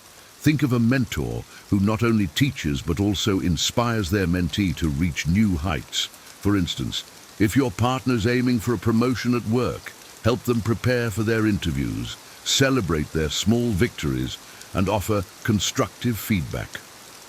When you show genuine interest in their progress and encourage their aspirations, you demonstrate that you care deeply about their future. This kind of support fosters a strong emotional connection, making you an invaluable part of their life and someone they prioritize. 5. Stop initiating communication all the time. Taking a step back from always being the one to initiate communication can shift the dynamics in your favor. When you're always the first to call or text, it can create an imbalance where the other person may start taking you for granted. Consider Sarah, who decided to stop texting her friend first for a week. Initially, she feared the silence, but soon her friend reached out, realizing how much they missed their conversations. By allowing others the space to initiate contact, you create a sense of mutual effort and appreciation. This not only balances the relationship, but also makes you a priority in their life, as they actively seek your presence. 6. Express appreciation and gratitude. Regularly expressing appreciation and gratitude can significantly strengthen relationships. Imagine the joy of receiving a heartfelt thank you note from a friend for simply being there. This small act of recognition can make you feel valued and cherished. For instance, if your colleague stays late to help you with a project, take a moment to express your gratitude sincerely. Tell them how much their support means to you and how it made a difference. Such gestures of appreciation build positive feelings and reinforce the bond between you, ensuring that you become someone they hold in high regard and prioritize in their life. 7. Respect their boundaries.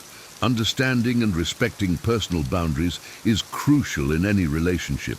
Imagine a neighbor who constantly drops by unannounced versus one who respects your space and checks if it's a good time before visiting. The latter is more likely to be appreciated and valued. For example, if a friend seems overwhelmed with their workload, give them space instead of insisting on plans. Let them know you understand and are there for them when they're ready. This respect for their boundaries shows maturity and consideration, fostering a deeper trust.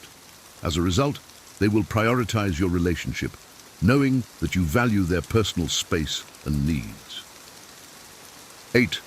Create the fear of losing you. Creating the fear of losing you can make others realize your value. It's a powerful psychological technique, but it must be used wisely. Consider John, who felt taken for granted by his friends. He decided to become less available, focusing on his own hobbies and spending time with new people.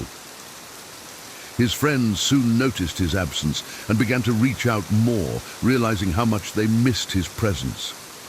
By stepping back slightly and investing time elsewhere, you can create a sense of urgency and appreciation. This technique, when balanced well, ensures that others recognize your importance and prioritize you in their lives. 9. Be a good listener. Being an attentive listener can significantly enhance your relationships. Imagine sharing a personal story with someone who listens intently, asks thoughtful questions, and offers empathetic responses. This kind of interaction makes you feel heard and valued. For instance, if a friend is going through a tough time, give them your full attention. Put away distractions, listen to their concerns, and acknowledge their feelings. Your genuine interest and understanding can make a profound impact. By being a good listener, you demonstrate that you value their experiences and emotions, which in turn makes you a priority in their life as they seek your supportive presence. 10. Avoid being always available. Being too available can sometimes lead to being taken for granted. Think of a restaurant that's always open versus one with limited exclusive hours. The latter often feels more special and valued. For example, if you're always ready to drop everything for a friend, they might start expecting it rather than appreciating it. Instead, balance your availability. Let them know you have other commitments and interests. This not only shows that you value your time, but also makes them value the moments you do spend together. By not always being available, you enhance the quality of your interactions and ensure you're seen as a priority, not just a convenience. 11. Develop shared interests. Engaging in activities or hobbies that both you and the other person enjoy can significantly strengthen your bond. Imagine two friends who bond over their love for hiking. They plan trips together, share experiences, and create lasting memories on the trails. These shared interests deepen their connection and ensure they prioritize spending time together. For example, if your partner loves cooking, take a cooking class together. This shared activity not only brings you closer, but also creates opportunities for quality time. Developing shared interests fosters a sense of camaraderie and mutual enjoyment, making you an integral part of their life. 12. Show consistency. Being dependable and consistent in your actions builds trust and reinforces your importance in someone's life. Think of a colleague who is always on time, meets deadlines, and follows through on commitments. Their reliability makes them invaluable to the team. For example, if you promise to help a friend move, ensure you show up as agreed. Consistency in your behavior shows that you are trustworthy and dependable. This reliability strengthens your relationships, making others more likely to prioritize you because they know they can count on you in both good times and bad. 13.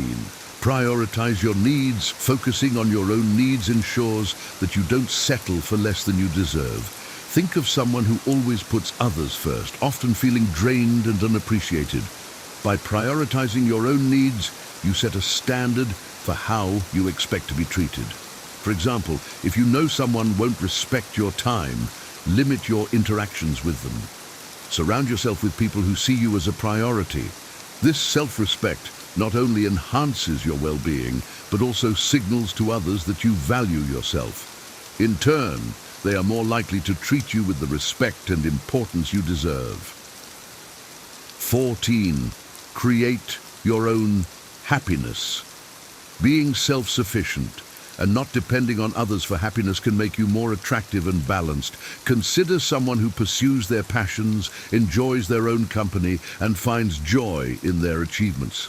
Their independence and contentment make them appealing to others. For instance, if you love painting, dedicate time to your art and let it be a source of happiness. When you create your own happiness, you appear more balanced and self-assured. This not only enhances your overall well-being, but also makes you more attractive to others who see you as someone who doesn't rely on them for fulfillment. 15. Show empathy and compassion. Being empathetic and compassionate towards others' struggles and emotions fosters deep connections. Imagine a friend who always understands and supports you during tough times. Their empathy makes you feel valued and loved. For example, if a colleague is going through a rough patch, offer a listening ear and comforting words. Show that you understand their feelings and are there for them. This kind of emotional support builds strong, lasting bonds. By being empathetic and compassionate, you become someone others turn to in times of need, making you a priority in their lives as they appreciate your genuine care and understanding. 16. Don't make them the center of your life. Maintaining a distance and not making someone the center of your life can increase your value. Think of someone who's always available and revolves their life around others. They might be appreciated, but not necessarily prioritized. For example, if you have a friend who often takes your availability for granted, start focusing on your own activities and interests. This creates a healthy balance and makes them realize your value. People are often attracted to things they can't have easily. By not making them the center of your life, you increase your allure and importance in their eyes. 17. Be willing to walk away. Being willing to walk away from someone who doesn't treat you well demonstrates self-respect and determination. Imagine a scenario where you're in a relationship that doesn't fulfill you, but you stay out of fear of being alone. By showing that you're not afraid to walk away, you send a powerful message that you value yourself and won't settle for less. For example, if a friend constantly disrespects your boundaries, let them know you're willing to end the friendship if things don't change. This stance often makes people reconsider their behavior. Knowing you're willing to walk away ensures that others treat you with the respect and importance you deserve. 18. Be supportive and understanding. Showing genuine interest in others' concerns and offering support during difficult times can make you indispensable. Think of a friend who always listens without judgment and offers helpful advice. Their support is invaluable. For example, if your partner is stressed about work, take the time to listen and provide comfort without immediately jumping to solutions. This understanding approach shows that you care deeply about their well-being. Being supportive and understanding strengthens your relationships and makes others prioritize you, as they see you as a reliable source of comfort and support during challenging times. In conclusion, becoming a priority in someone's life is not about manipulation or changing who you are, but about understanding the dynamics of relationships and enhancing your interactions. By implementing these 18 powerful psychological strategies, you can shift the balance and ensure that you are valued and appreciated. Whether it's maintaining a positive outlook, allowing others to invest in you, or showing empathy and understanding, each technique contributes to building stronger, more meaningful connections. Remember, the key is to prioritize yourself first. When you respect and value your own needs, others will naturally follow suit. By fostering mutual respect, appreciation, and understanding, you create a foundation for healthier and more fulfilling relationships. These strategies are not just about being seen as a priority, but about cultivating genuine connections where both parties feel valued and important. As you incorporate these steps into your daily life, you will notice a transformation in how others perceive and prioritize you. Embrace these changes with confidence and watch as your relationships flourish, bringing you the recognition and respect you truly deserve. Thank you for watching, and don't forget to like, subscribe, and explore more of our content to continue your journey towards stronger, more rewarding relationships. 12 signs of poor boundaries. Imagine navigating through life without the weight of constant worry, resentment, or self-doubt. Picture a reality where your sense of self remains unshaken, no matter the external pressures. This serene existence is within reach, rooted in the ancient wisdom of Stoicism and the mastery of setting healthy boundaries. Boundaries profoundly impact our lives, influencing our relationships, mental and physical health, and our very identity. In this enlightening discussion, we explore the 12 signs of poor boundaries, unveiling how these often overlooked aspects can entangle us in toxic relationships, exhaust our mental and physical health, and erode our true selves. Through the lens of Stoic philosophy, each sign is dissected, offering timeless strategies to reclaim control, build resilience, and live with greater integrity and purpose. Ready to transform your life and relationships? Let's uncover the wisdom behind setting boundaries and embracing your true self. Number 1. Neglecting personal growth. Neglecting personal growth is a telltale sign of poor boundaries, a concept deeply rooted in the Stoic philosophy. Stoicism emphasizes the pursuit of self-improvement and living a life aligned with virtue. When one overcommits to the needs of others, personal development is often sacrificed. This neglect not only stifles one's potential, but also leads to a life unfulfilled. The Stoics remind us that the highest good lies within, and thus we must prioritize our own growth to achieve true contentment. Embracing the Stoic principle of continuous self-improvement requires setting boundaries that allow for reflection, learning, and the cultivation of inner virtues. By doing so, we honor our true selves and contribute more meaningfully to the world around us. Remember, personal growth is not a selfish endeavor, but a necessary foundation for a life of wisdom and resilience. Set boundaries that protect your time and energy, ensuring that you can focus on becoming the best version of yourself. In doing so, you not only elevate your own life, but also inspire and uplift those around you. Number 2, over-focus on others. The Stoic philosophy teaches us the importance of balance, especially when it comes to our focus on others. Over-focusing on the needs of others at the expense of our own well-being is a clear sign of poor boundaries. While helping others is a noble pursuit, it must not lead to self-neglect. The Stoics urge us to maintain our inner tranquility and self-care, for only then can we be truly effective in our service to others. Excessive self-sacrifice leads to burnout and diminishes our capacity to support those we care about. By setting healthy boundaries, we ensure that our efforts to assist others do not come at the cost of our own health and happiness. In Stoic terms, this balance is achieved by recognizing our sphere of control and focusing on what we can manage, our own actions and reactions. Protect your well-being by establishing clear limits on how much you extend yourself for others.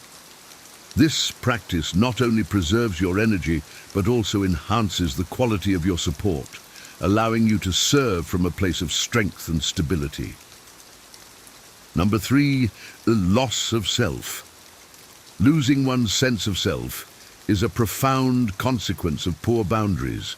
The Stoics champion the idea of knowing and embracing one's true nature, staying steadfast in one's principles and purpose. When boundaries are weak, individuals often absorb the identities and roles of those around them, leading to a diluted sense of self. This erosion of personal identity is contrary to Stoic wisdom, which emphasizes self-awareness and authenticity. To live a virtuous life, one must maintain a strong sense of self, unshaken by external influences. Setting firm boundaries allows you to remain true to your values and inner compass. The Stoics remind us that our primary duty is to ourselves, to cultivate our character and live in accordance with our principles. By doing so, we not only preserve our identity, but also offer genuine and unwavering support to those around us. Protect your sense of self by clearly defining your boundaries, ensuring that you remain rooted in your true identity, regardless of external pressures. Number 4, fear of rejection and abandonment. Fear of rejection and abandonment can cripple our ability to set healthy boundaries, yet Stoic wisdom offers a path to overcome these fears. Stoicism teaches us to cultivate resilience and independence, focusing on what we can control: our thoughts, actions, and reactions. This internal strength diminishes the power of external fears. When we fail to set boundaries due to fear of being left or rejected, we give away our peace of mind. The Stoics urge us to seek contentment within ourselves rather than relying on external validation. This shift in perspective empowers us to establish boundaries that protect our well-being without the anxiety of losing others' approval. By embracing the Stoic principle of inner resilience, we become less dependent on the whims of others and more grounded in our own worth. Set boundaries confidently, knowing that true relationships will respect and honor them. In doing so, you create a life anchored in self-respect and inner strength, immune to the destabilizing effects of fear. Number 5, resentment and annoyance. Resentment and annoyance often arise from overextending ourselves due to poor boundaries. The Stoics advise us to manage our emotions by accepting what we cannot control and focusing on our own actions. When we neglect our boundaries, we often find ourselves frustrated and resentful, feeling taken advantage of by others. Stoic wisdom teaches us that these negative emotions are indicators of our own missteps in maintaining boundaries. By recognizing and addressing the root cause, our failure to set limits, we can reclaim our peace of mind. Establishing clear boundaries is an act of self-care that aligns with Stoic principles. It allows us to interact with others from a place of balance and composure rather than frustration. Accept the responsibility for your boundaries and use them to protect your emotional well-being. By doing so, you transform resentment into tranquility, fostering healthier and more respectful relationships. Number 6, inability to say no. The inability to say no is a common sign of poor boundaries, and Stoic philosophy provides valuable guidance on this issue. The Stoics remind us that true self-respect involves making choices that align with our values and well-being. Saying no when necessary is a form of self-care and integrity.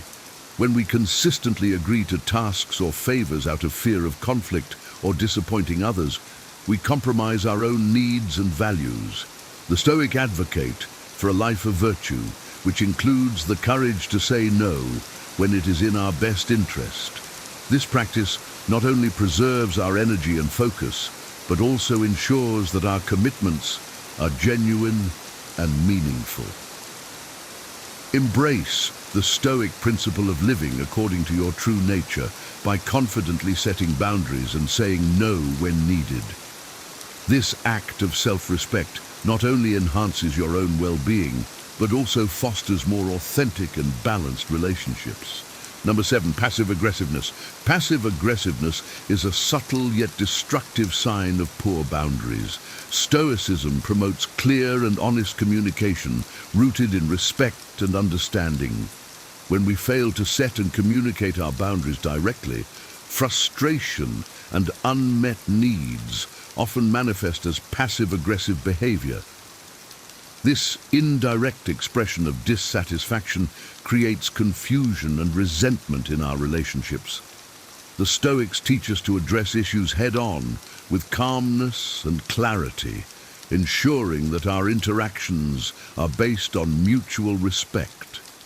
By setting clear boundaries and communicating them openly, we avoid the pitfalls of passive aggressiveness. This approach fosters healthier relationships and aligns with the Stoic ideal of living in harmony with others.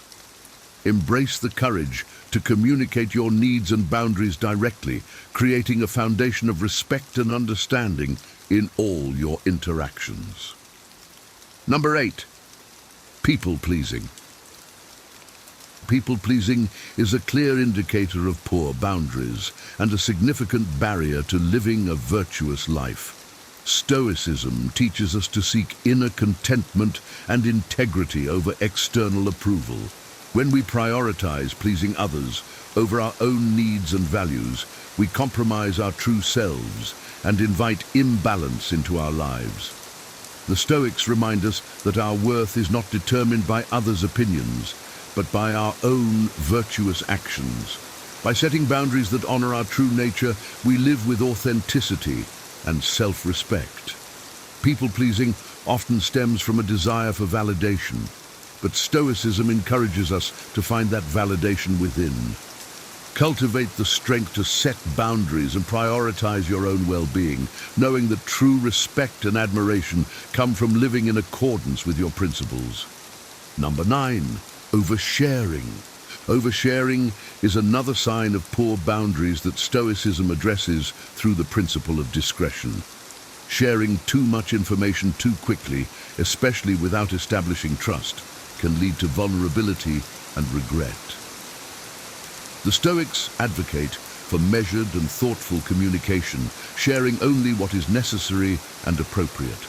This practice not only protects our own well-being, but also fosters trust and respect in our relationships. By being discerning in our interactions, we maintain our dignity and avoid the pitfalls of oversharing. Embrace the Stoic wisdom of caution and discretion, ensuring that your communication is both respectful and prudent. This approach strengthens your boundaries and enhances the quality of your relationships. Number 10, difficulty making decisions. Difficulty making decisions often stems from poor boundaries as we struggle to balance our own needs with those of others. According to Stoic wisdom, we must exercise our rational mind to make decisions aligned with our values and virtues. The Stoics teach us to focus on what we can control and to act with clarity and purpose. When we are torn between overextending ourselves and honoring our commitments, it indicates a lack of clear boundaries. By setting firm limits, we empower ourselves to make decisions confidently and with integrity. Embrace the Stoic principle of rational decision-making by establishing boundaries that support your values and well-being. This practice not only enhances your own life, but also fosters more respectful and balanced relationships. Number 11, mental health impacts. Poor boundaries significantly impact mental health, a concern that Stoicism addresses through the cultivation of emotional balance and resilience.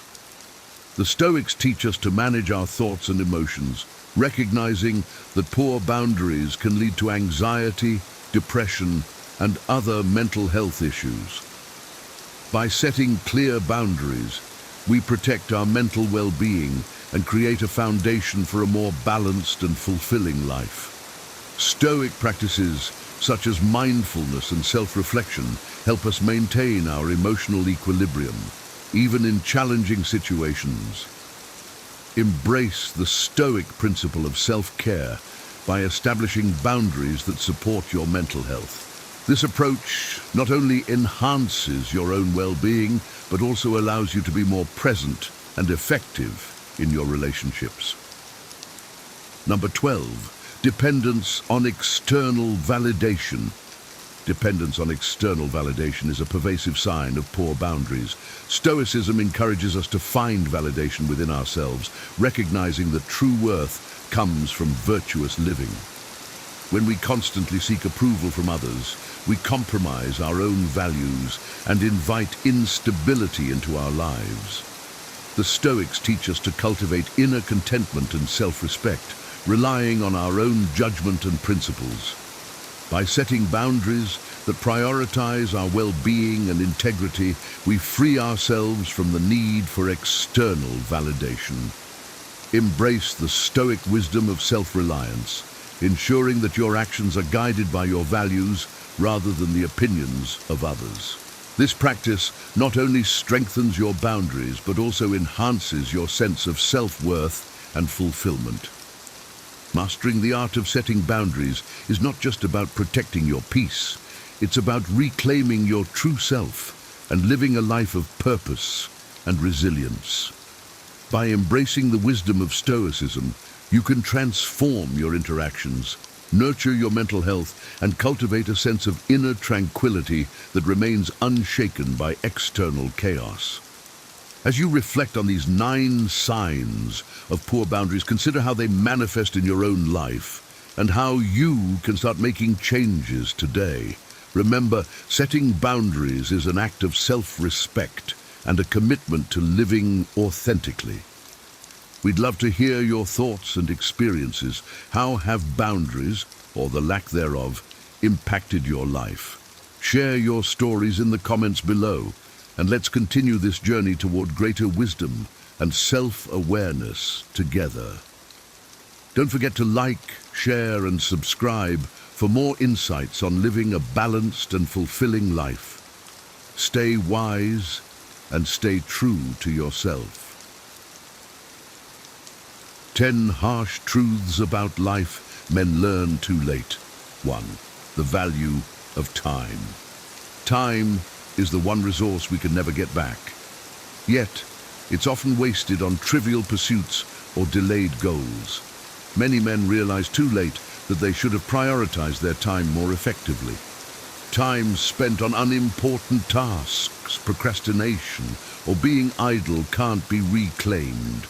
This realization often hits hard when looking back and seeing missed opportunities and unfulfilled dreams.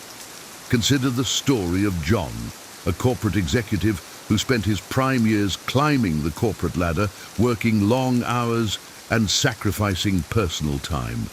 It wasn't until he reached retirement that he realized he had missed out on family gatherings, his children's milestones, and nurturing friendships. This common scenario underscores the need to prioritize time. To avoid this, men should learn to prioritize meaningful activities. This means focusing on what truly matters, be it family, career, or personal growth. Effective time management is crucial. Simple techniques like setting goals, creating schedules, and avoiding distractions can make a significant difference. Tools such as time blocking, prioritizing tasks using the Eisenhower matrix, and regularly reflecting on how time is spent can help in making the most of every moment. Remember, every minute counts. 2. Health is wealth. In youth, many men take their health for granted, indulging in unhealthy habits like poor diet, lack of exercise, and insufficient sleep. It's often only later in life, when health issues arise, that the true value of health becomes apparent. Poor health choices made early on can lead to chronic conditions and a decreased quality of life. Consider the case of Mark, who ignored his health while focusing on building his business. He ate poorly, slept little, and rarely exercised. By his 40s, he faced serious health issues like hypertension and diabetes, which could have been prevented with better habits. This example highlights the long-term impact of neglecting health. Maintaining physical health through regular exercise, a balanced diet, and adequate rest is essential. Simple steps, such as incorporating a daily exercise routine, choosing nutritious foods, and ensuring 7 to 8 hours of sleep, can make a significant difference. Equally important is mental health, which includes managing stress, seeking support when needed, and maintaining a positive outlook. Practices like mindfulness, meditation, and connecting with others can bolster mental well-being. The investment in health pays off with increased longevity and a more active, fulfilling life. 3. Relationships over riches. In the pursuit of success and wealth, relationships often take a back seat. Many men realize too late that relationships with family, friends, and loved ones are far more valuable than any material wealth. Money can buy comfort, but not the deep, meaningful connections that provide true happiness and support. Take the story of Tom, who worked tirelessly to provide a luxurious lifestyle for his family, but found himself estranged from them due to his constant absence. It wasn't until a personal crisis hit that he realized his family, not his wealth, was his true support system. This realization came too late to mend some of the lost connections. Invest in time in building and nurturing relationships is crucial. This means spending quality time with loved ones, being present in the moment, and showing appreciation and love. Simple gestures like regular family dinners, participating in activities together, and expressing gratitude can strengthen bonds. A strong support network can provide emotional stability and joy, far outweighing any financial gains. Studies consistently show that strong social connections improve overall well-being and longevity. 4. Career is not your identity. Men often define themselves by their careers, equating job success with personal worth. This can lead to an identity crisis, especially if career goals aren't met or if they face job loss. It's important to recognize that a career is just one aspect of life and does not define a person's entire identity. Consider the example of Alex, a successful lawyer who faced an identity crisis when he lost his job due to company downsizing. His sense of self-worth plummeted because he had tied his identity entirely to his career. It was only through exploring hobbies and other interests that he rediscovered his self-worth and built a more balanced life. Balancing work with personal life is key. Pursuing hobbies, interests, and passions outside of work can provide fulfillment and a sense of self-worth. Engaging in activities like sports, arts, volunteering, or learning new skills can enrich life beyond the professional sphere. Understanding that personal value comes from within and not from professional achievements can lead to a more balanced and contented life. Diversifying one's identity by embracing various roles, such as being a parent, friend, or community member, can provide a more resilient sense of self. 5. Failure is part of success. Failure is often seen as a negative, but it's an inevitable part of the journey to success. Many successful men have faced numerous failures before achieving their goals. Understanding that failure is a stepping stone rather than a stumbling block can change one's perspective on setbacks. Consider the story of Steve Jobs, who was famously fired from Apple, the company he co-founded. Instead of being defeated, he used the experience to fuel his creativity, leading to the founding of Next and Pixar, and eventually returning to Apple to lead it to unprecedented success. His story exemplifies how failure can be a catalyst for greater achievements. Learning from mistakes, being resilient, and persisting despite failures are essential qualities. Resilience can be built through a growth mindset where challenges are seen as opportunities to learn and improve. Famous examples like Thomas Edison, who failed countless times before inventing the light bulb, demonstrate that persistence pays off. Embracing failure as a learning opportunity can lead to greater success in the long run. Analyzing failures, seeking feedback, and continuously improving are key strategies for turning setbacks into stepping stones. 6. You can't please everyone. Trying to please everyone is a futile effort that can lead to stress and dissatisfaction. It's impossible to meet everyone's expectations, and attempting to do so often means compromising one's own needs and values. Many men learn too late the importance of setting boundaries and prioritizing their own well-being. Consider the case of David, who always tried to meet everyone's expectations at work and in his personal life. This led to burnout and a loss of his sense of self. It wasn't until he learned to set boundaries and prioritize his own needs that he found true satisfaction and balance. Personal satisfaction and happiness should be the primary goals. This means making decisions based on one's own values and desires rather than seeking external approval. Learning to say no, understanding one's limits, and prioritizing self-care are essential skills. Dealing with criticism and standing up for oneself are necessary skills for maintaining integrity and personal fulfillment. Building assertiveness can help in communicating needs and setting boundaries effectively. 7. The importance of financial literacy. Financial literacy is often overlooked until financial problems arise. Understanding how to manage money, invest wisely, and plan for the future is crucial for financial stability and freedom. Many men realize too late the importance of budgeting, avoiding debt, and saving for retirement. Take the story of Jim, who lived paycheck to paycheck despite earning a good salary. It wasn't until he faced a financial crisis that he learned the importance of financial literacy. By then, he had accrued significant debt and had no savings, making recovery difficult. Basic financial literacy includes creating and sticking to a budget, understanding investment options, and knowing the risks and benefits of different financial products. Financial education can start with simple steps like tracking expenses, understanding interest rates, and building an emergency fund. Avoiding high-interest debt and planning for long-term financial goals can prevent financial crises and ensure a secure future. Resources like financial advisors, online courses, and financial literacy programs can provide valuable knowledge and tools for managing finances effectively. Order to this 8. Change is inevitable.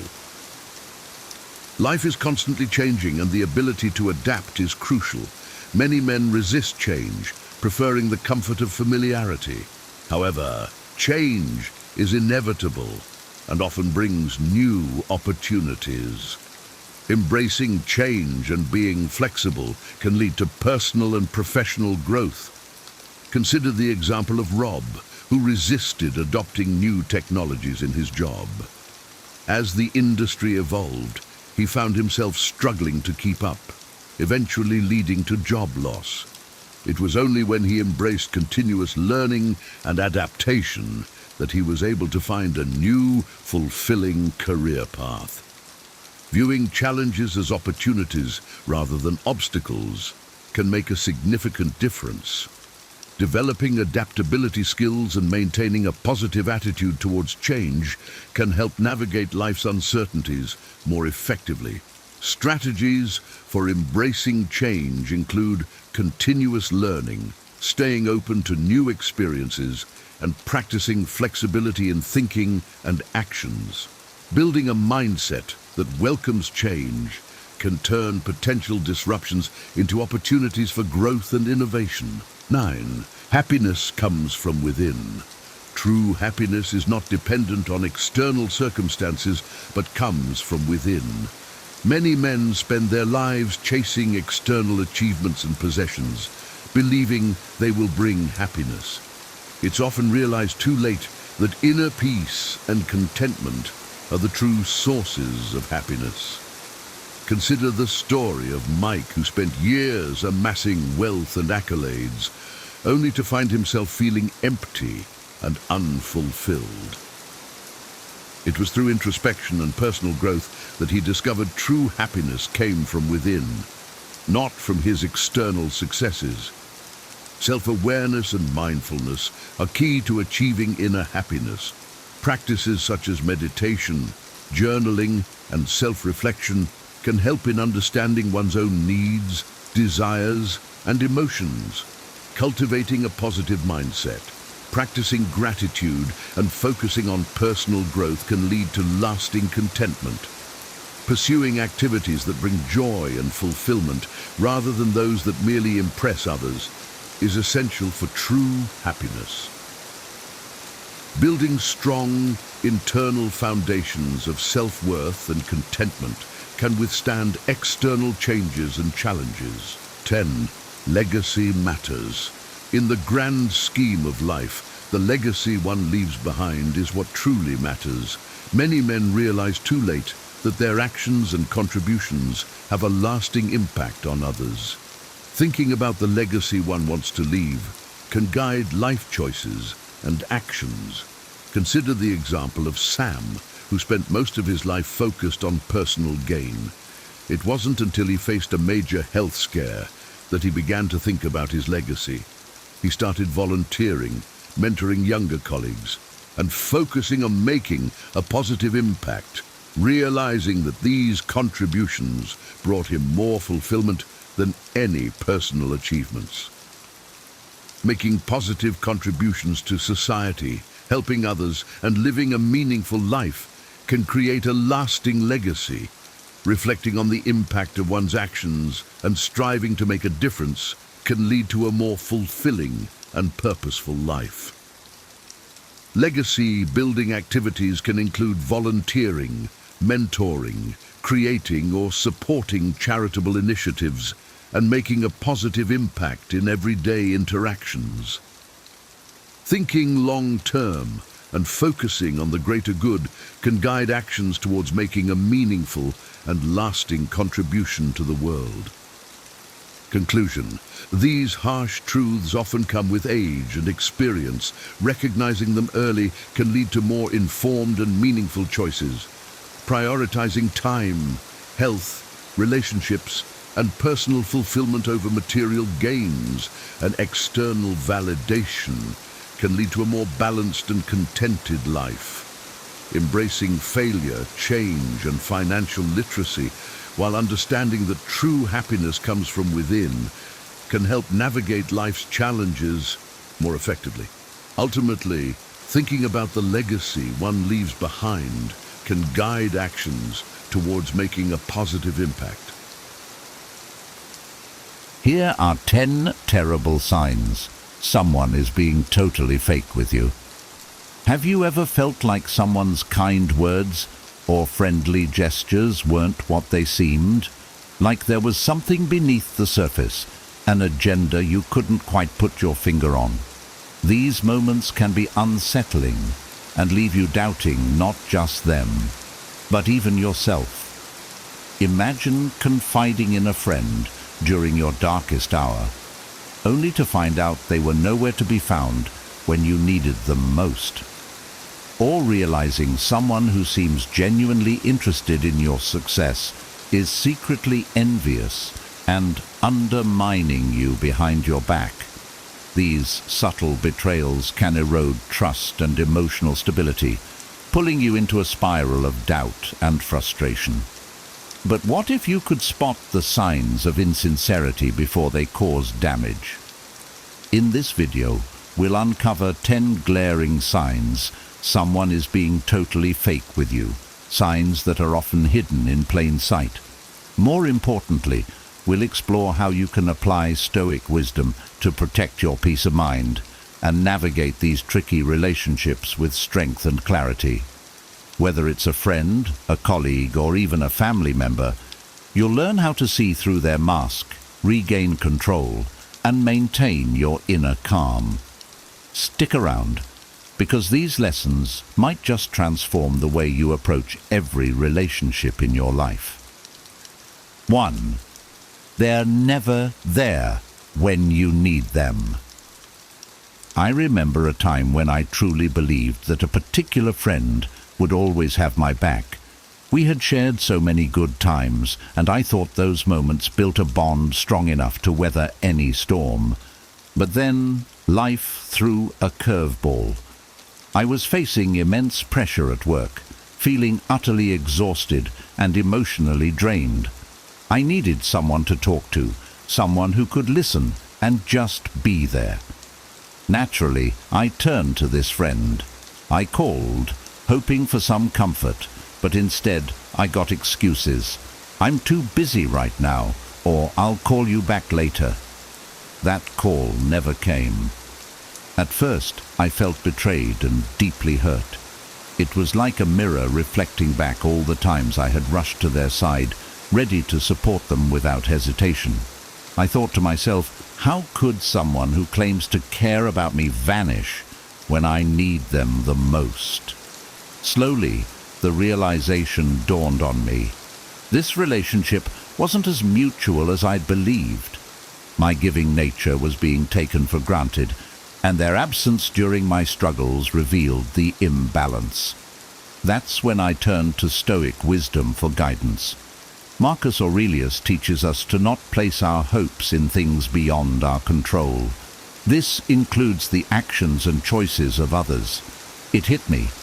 I was putting too much emotional weight on someone else's presence, when in truth, the only constant I could rely on was myself. Instead of dwelling on the hurt, I chose to see this as a valuable lesson. People who aren't there for you during tough times are not necessarily malicious. They might just lack the capacity or willingness to meet you on the same emotional plane. But it's not my job to change them. My responsibility lies in protecting my peace and adjusting my expectations. Now, I approach friendships with more clarity. I don't shut people out entirely, but I do maintain a healthy distance with those who've shown me their limits. I cherish the friends who show up when it matters, but I no longer feel crushed when others don't. Stoicism has taught me that my inner strength is my best defense against disappointment. Instead of leaning too heavily on others, I've learned to stand tall on my own, appreciating those who walk beside me without expecting them to carry my burdens. This mindset shift didn't happen overnight, and it hasn't been easy. There are still moments when I feel the sting of unmet expectations, but when those feelings arise, I remind myself of Epictetus's words. "It's not what happens to you, but how you react to it that matters." These words give me the strength to navigate relationships with a calm heart and a steady mind. By recognizing that not everyone is meant to stay during life's storms, I've made room for more meaningful connections. The relationships I value most now are the ones built on mutual respect, trust, and presence, especially when it counts. 2. They never reach out first. For the longest time, I was the kind of person who believed in making the effort to keep relationships alive. If someone mattered to me, I didn't hesitate to call, send a message, or plan a meetup. But over time, I noticed a pattern. I was always the one initiating. Whether it was a simple, "How are you doing?" or planning a coffee date, the effort was always coming from my side. It made me wonder, if I stopped reaching out, would they even notice my absence? One day, I decided to test it. I stopped calling, texting, or arranging plans with a particular friend I thought was close to me. Days turned into weeks, and weeks into months. To my surprise, and if I'm honest, my disappointment, I didn't hear from them. Not a single message or call. At first, it hurt. I kept thinking, was I that insignificant to them? Did our friendship mean so little? But then I realized this wasn't about my worth. It was about their priorities. This is where Stoic wisdom came to my rescue. Epictetus teaches us that we shouldn't expect others to act in ways that align with our desires. Instead, we should focus on our own actions and what we can control. I had been clinging to the expectation that my effort would be reciprocated, but that expectation was setting me up for disappointment. It was a harsh truth to face, but it was also liberating. By stepping back, I learned to observe relationships more objectively. If someone genuinely cares, they'll make the effort. It may not always look the same as my effort, but the intention will be there. And if it's not, that's a sign that the relationship may not be as balanced as I thought. This doesn't mean I cut ties or hold grudges. Stoicism encourages us to approach life with equanimity, recognizing that people act according to their own nature.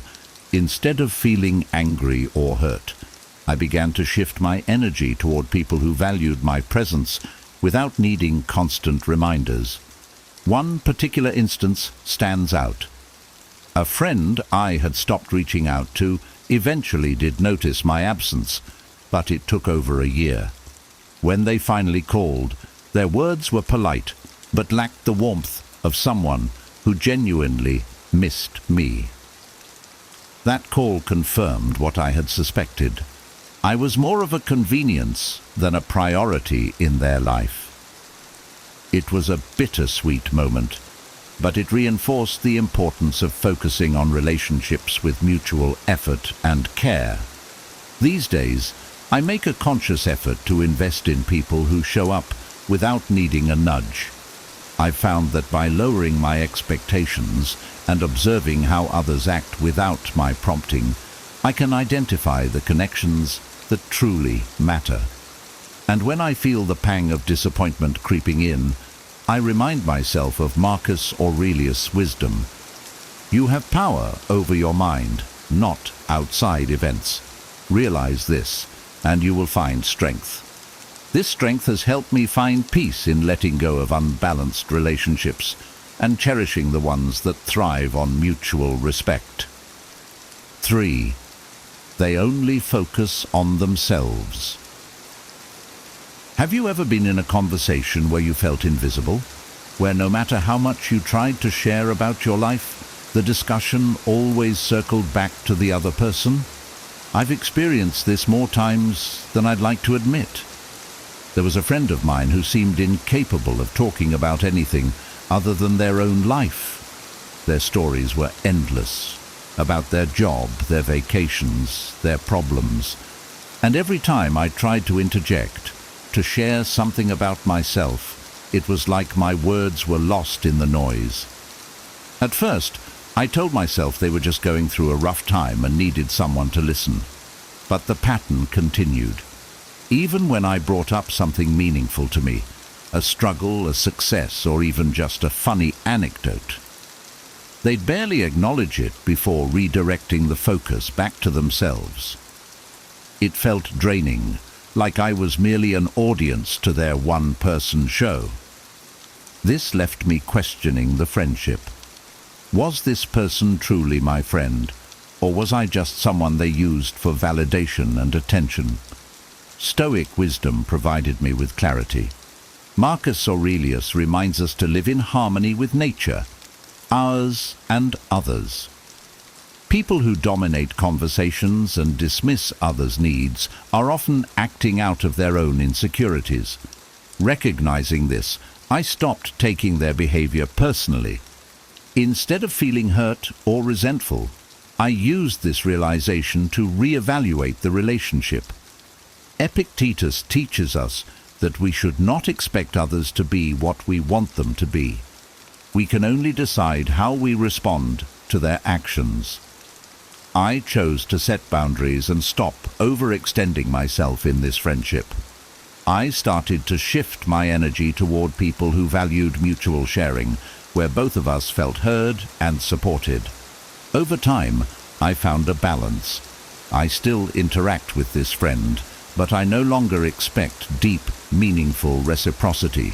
I save my vulnerable moments and important conversations for people who truly listen and care. The most transformative part of this process was the self-awareness I gained. I began to ask myself, am I showing up for others in the way I wish they'd show up for me? That introspection allowed me to improve not only my relationships, but also the way I connect with others. The truth is, we can't control how others behave, but we can control who we allow into our inner circle. By applying Stoic principles, I've learned to embrace relationships where listening and sharing are mutual acts of care. For those who can't meet me halfway, I've learned to let go with grace. As Seneca says, associate with people who are likely to improve you. This simple advice has helped me focus on nurturing connections that leave me feeling fulfilled and seen, rather than drained and disregarded. 4. They forget what you share. I'll never forget the time I excitedly shared a big milestone with a friend. I had just enrolled in a course I'd been dreaming about for years, and over coffee I poured my heart out, talking about my goals and what this meant for me. My friend smiled and nodded as I spoke, and I walked away from that conversation feeling like they genuinely cared. But the next time we met, it was as if that conversation had never happened. They didn't ask about the course, didn't follow up on my progress, and when I brought it up, I got a blank look. It hit me hard. How could something so important to me be so forgettable to someone I considered close? At first, I felt undervalued. I thought, if they truly cared about me, they'd remember. But Stoic philosophy helped me see this situation differently. Epictetus teaches us not to place our happiness in the actions of others. Their forgetfulness wasn't a reflection of my worth. It was a reflection of where I stood in their life. This realization shifted my perspective from one of hurt to one of clarity. I began to notice a pattern. The people who truly cared didn't just listen, they remembered. They'd bring up things I'd mentioned weeks ago, even small details, like a trip I was planning or a book I wanted to read. Their attentiveness showed me that I mattered to them, not just in the moment, but in an ongoing way.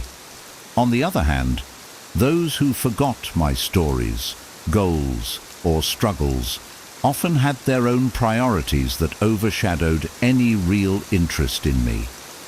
I don't hold it against them. It's not my place to demand someone's attention. But I've learned to adjust my expectations accordingly. Stoicism teaches us to approach such situations with equanimity, understanding that not everyone will value us in the way we hope. Since then, I've become more intentional about whom I open up to. I save my vulnerable moments for people who listen with their hearts, not just their ears. And for those who don't, I've learned to let go of the need for validation. As Marcus Aurelius advises, the best revenge is not to be like your enemy. Instead of being dismissive or distant in return, I choose to live with integrity, being the kind of listener I wish others would be. Now, when I reflect on that forgotten conversation, I don't feel hurt anymore. It was a valuable lesson, one that helped me prioritize relationships that are truly meaningful. Life is too short to invest deeply in connections that lack depth. By focusing on those who genuinely care, I've built a circle of friends who enrich my life and make me feel seen.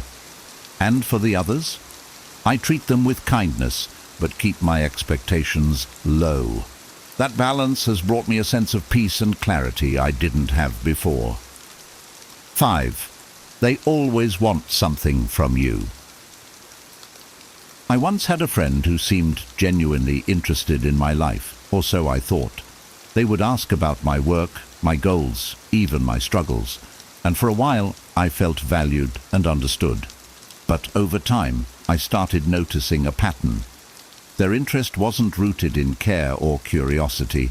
It was transactional. Every conversation eventually led to a request, a favor, advice, or help with something they needed. At first, I brushed it off. They probably just need a hand, I told myself. But the requests kept coming, and when I needed support, they were nowhere to be found.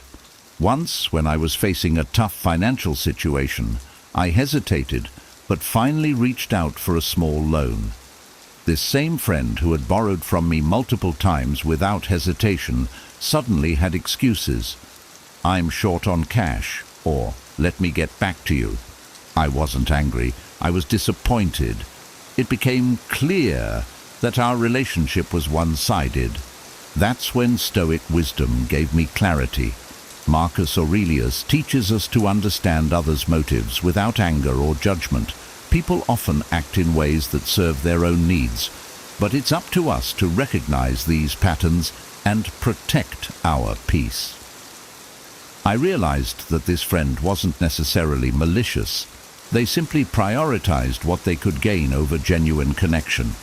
Instead of confronting them or harboring resentment, I quietly adjusted my boundaries.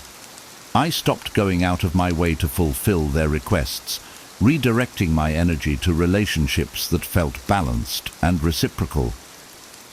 This wasn't easy. I cared about this friend and wanted to believe they could change. But as Epictetus reminds us, it is not events that disturb us, but our interpretation of them. Their actions were a reflection of who they were, not a reflection of my worth. Over time, I began to value the freedom that came with setting boundaries. I no longer felt drained or exploited because I stopped overextending myself. And when I did give, it was out of genuine care, not obligation or hope for reciprocation. Stoicism taught me the power of selective giving, to offer help to those who truly appreciate it and return it when they can. This shift in perspective has transformed the way I approach relationships. I no longer feel bitter about the friends who only take. I simply see them for who they are. As Seneca advises, withdraw into yourself as much as you can. Associate with those who make you a better person. Instead of cutting ties completely, I keep such individuals at a respectful distance, engaging with them only when it feels right for me. Now, I focus on relationships built on mutual respect and support. When someone genuinely needs help, I offer it freely, knowing it comes from a place of strength, not expectation. And for those who are only in it for themselves, I let them be, preserving my peace and energy for those who truly matter. This approach has brought more balance and fulfillment into my life.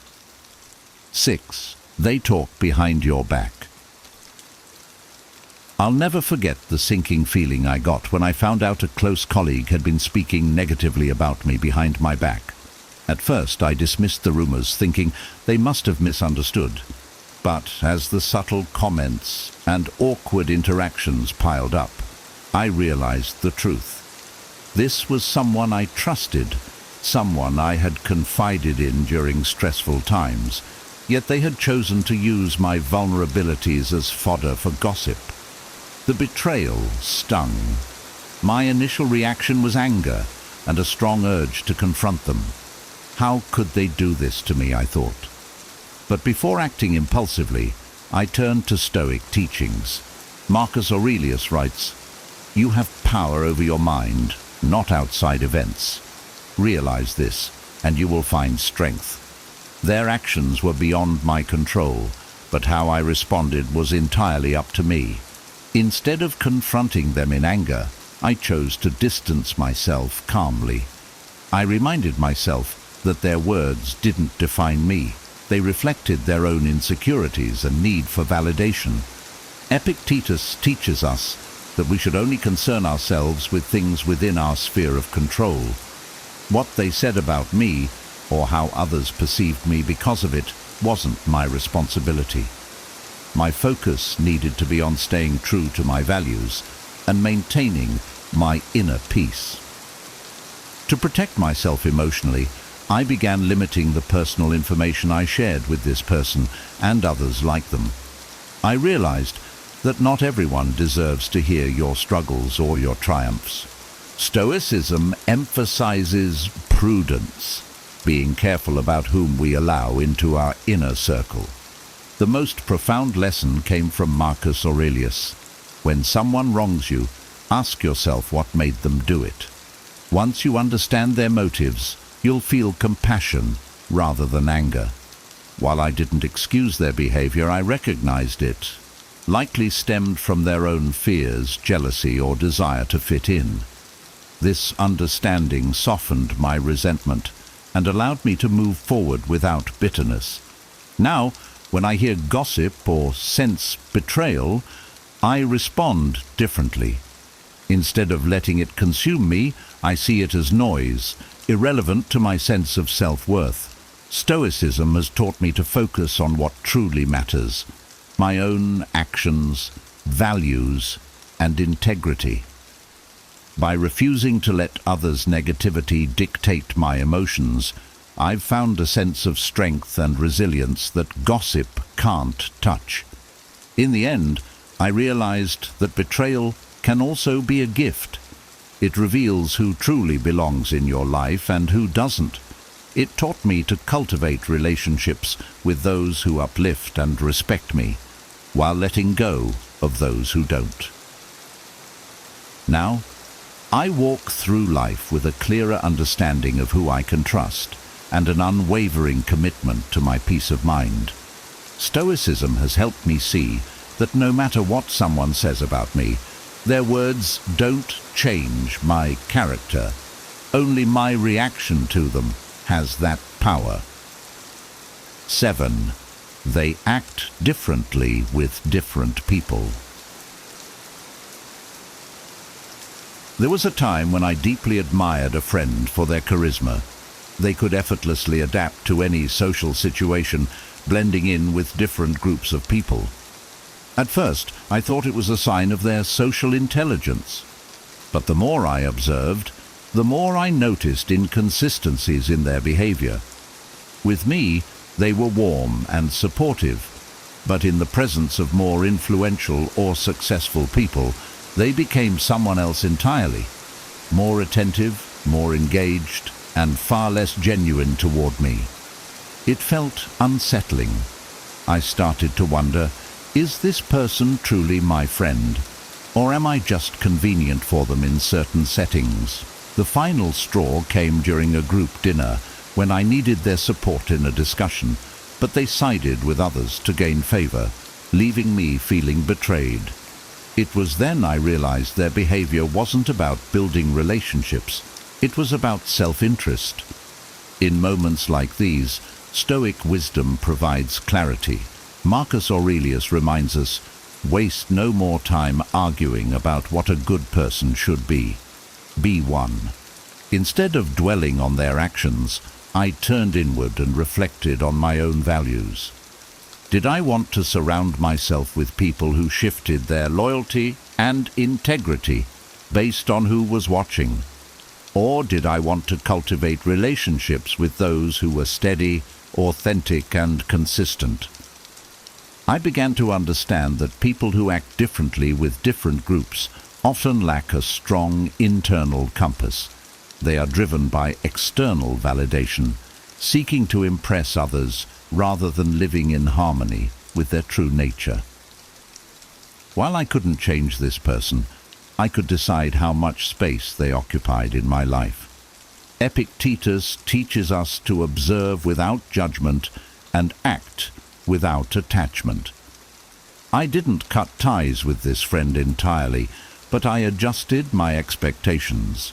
I stopped looking to them for support or loyalty, and instead kept our interactions light and surface level. This allowed me to maintain peace without feeling hurt by their actions. At the same time, I started paying closer attention to the people who treated me consistently, regardless of who was around. These were the friends who valued me for who I was, not for what I could offer or who I could connect them to. I made a conscious effort to invest more time and energy into these relationships, which brought me a sense of fulfillment and security. Now, when I encounter people who shift their behavior to suit their audience, I don't take it personally. I see it as a reflection of their insecurities, not my worth. As Seneca advises, associate with those who will make a better man of you. By choosing to focus on genuine relationships and keeping my distance from those who lack authenticity, I found a sense of calm and clarity in my social interactions. Their inconsistency no longer affects me, because I've built my inner circle on trust, respect, and unwavering sincerity. 8. They use flattery instead of genuine praise. I used to have a colleague who would always compliment me, sometimes excessively. "You're so amazing at this," or "I don't know how you do it. You're incredible," they'd say at every opportunity. At first it felt nice. Who doesn't enjoy a little recognition? But over time, something felt off. The compliments were always broad and over the top, lacking any real depth. It became clear they weren't appreciating my efforts. They were using flattery as a tool to get on my good side. The turning point came when they asked me for a favor, a big one. They needed me to advocate for them on a project they weren't qualified for. When I hesitated, their demeanor shifted. The flattery disappeared, replaced by subtle frustration. That's when I realized their kind words weren't genuine. They were transactional. Stoic wisdom helped me process this experience. Epictetus advises us to consider things as they are, not as we wish them to be. Their excessive praise wasn't a reflection of my talents, but of their own motives. Once I saw it for what it was, I could stop feeling conflicted about their behavior and focus on protecting my boundaries. Flattery, unlike genuine praise, often seeks to manipulate. Real compliments are thoughtful and specific. They come without strings attached. Once I understood this, I became more attuned to the difference. I started to notice how people who genuinely valued me would compliment my work or character with sincerity, while those who didn't were vague and opportunistic. Instead of feeling hurt or resentful, I chose to see flattery as a lesson. Marcus Aurelius reminds us, "If it is not right, do not do it. If it is not true, do not say it." I began to apply this principle in my own interactions, offering honest praise only when I truly meant it. This helped me build stronger, more authentic relationships. I also learned to set boundaries with flatterers. I didn't cut them off entirely, but I became cautious about their motives. I stopped feeling obligated to fulfill their requests just because they had showered me with compliments.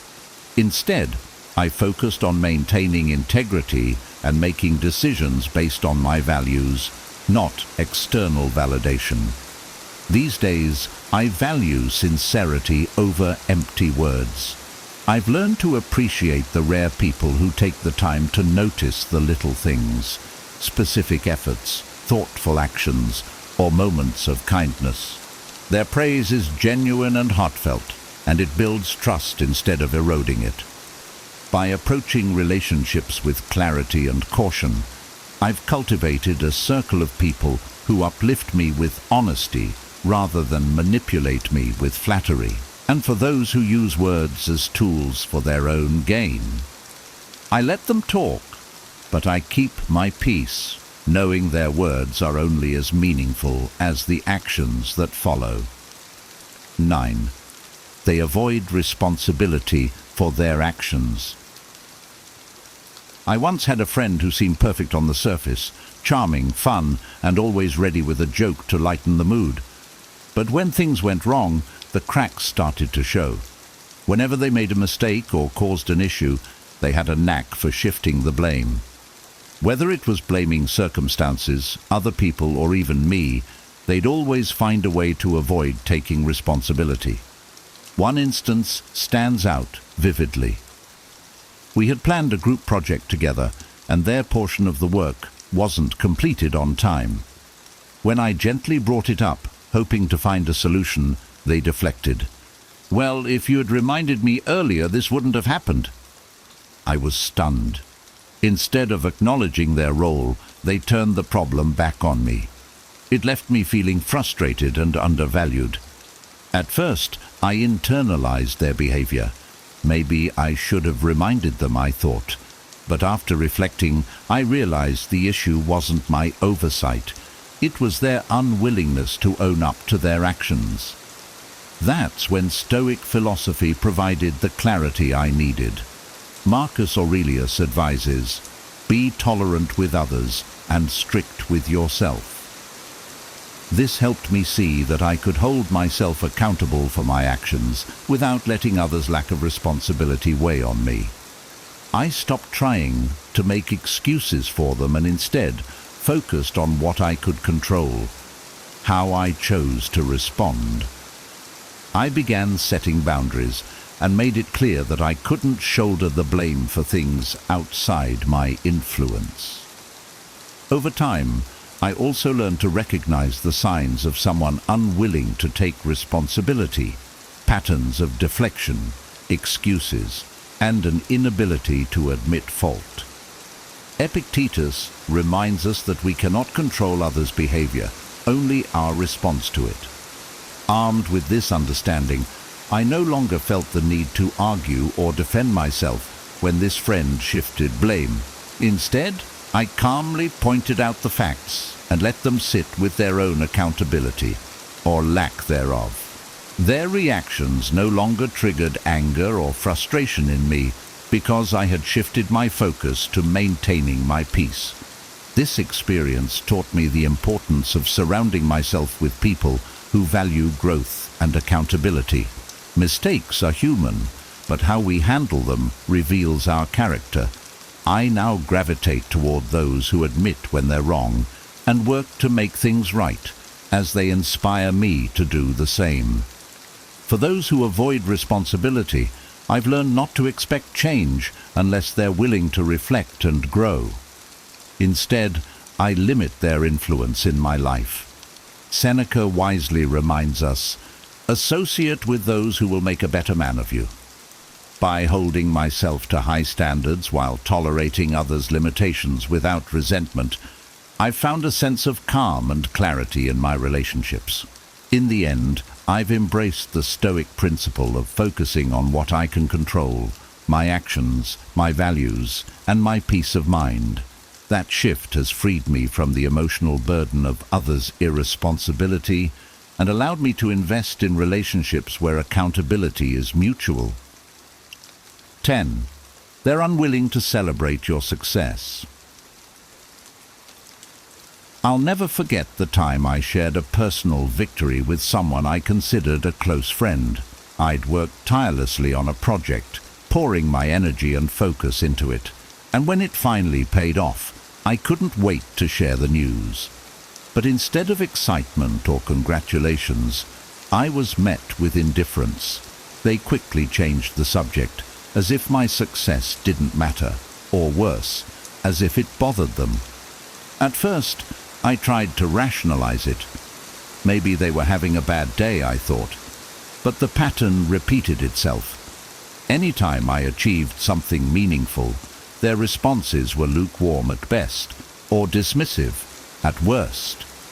I started to notice that they were quick to talk about their own accomplishments, but unwilling to acknowledge mine.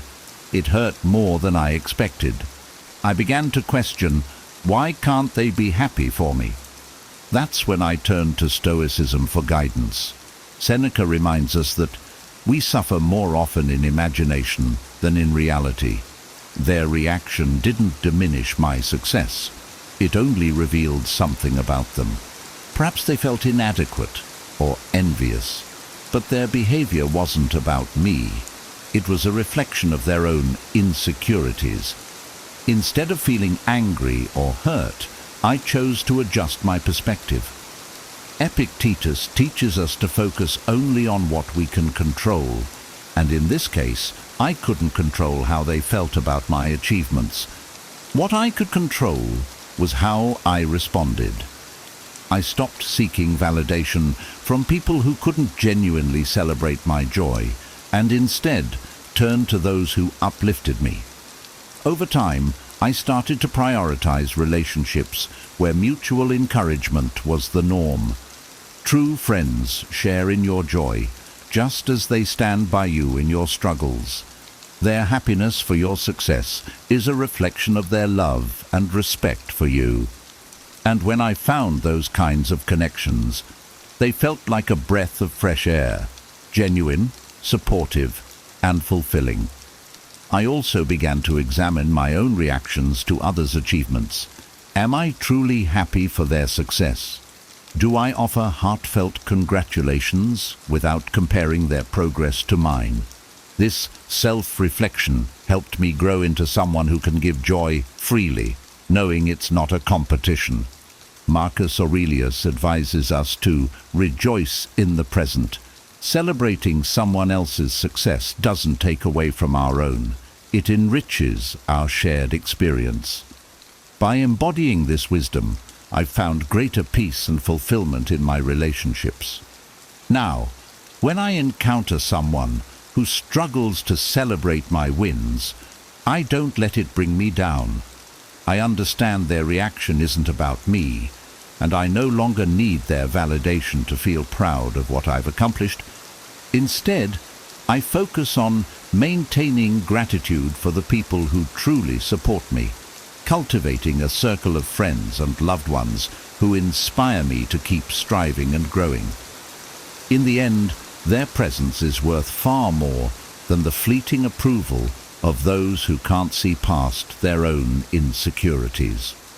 Spotting these 10 signs of insincerity isn't just about protecting yourself from fake people. It's about fostering healthier, more meaningful relationships built on mutual respect and authenticity. By recognizing these behaviors and applying the wisdom of Stoic philosophy, you can navigate life with strength, clarity, and peace of mind. If this video resonated with you, don't forget to give it a thumbs up. It really helps the channel grow. Also, make sure to hit that subscribe button and turn on the notification bell so you never miss a new video packed with insights to empower your life. Most importantly, I'd love to hear from you. Which of these signs stood out to you the most? Have you encountered any of these in your relationships? Share your thoughts and takeaways in the comments below. I read every one of them and can't wait to hear your stories. Thank you for watching, and remember, by staying true to yourself and your values, you'll attract the right people into your life. Until next time, stay strong, stay wise, and keep growing.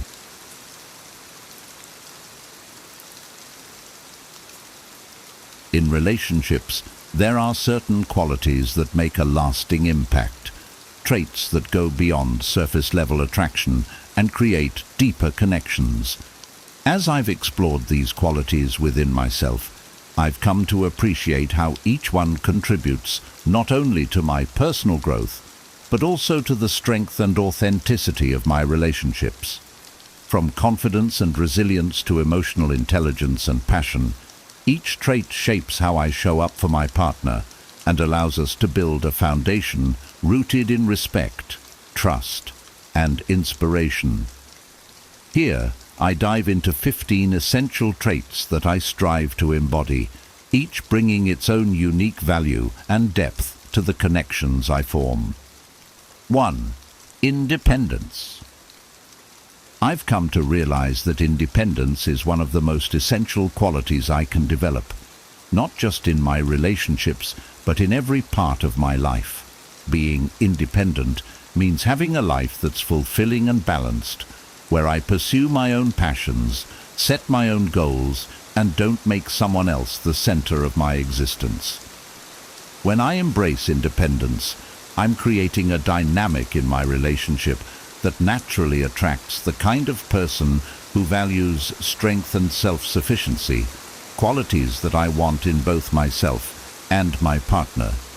Independence, to me, is about cultivating a life that stands on its own, where my happiness doesn't solely depend on any one person.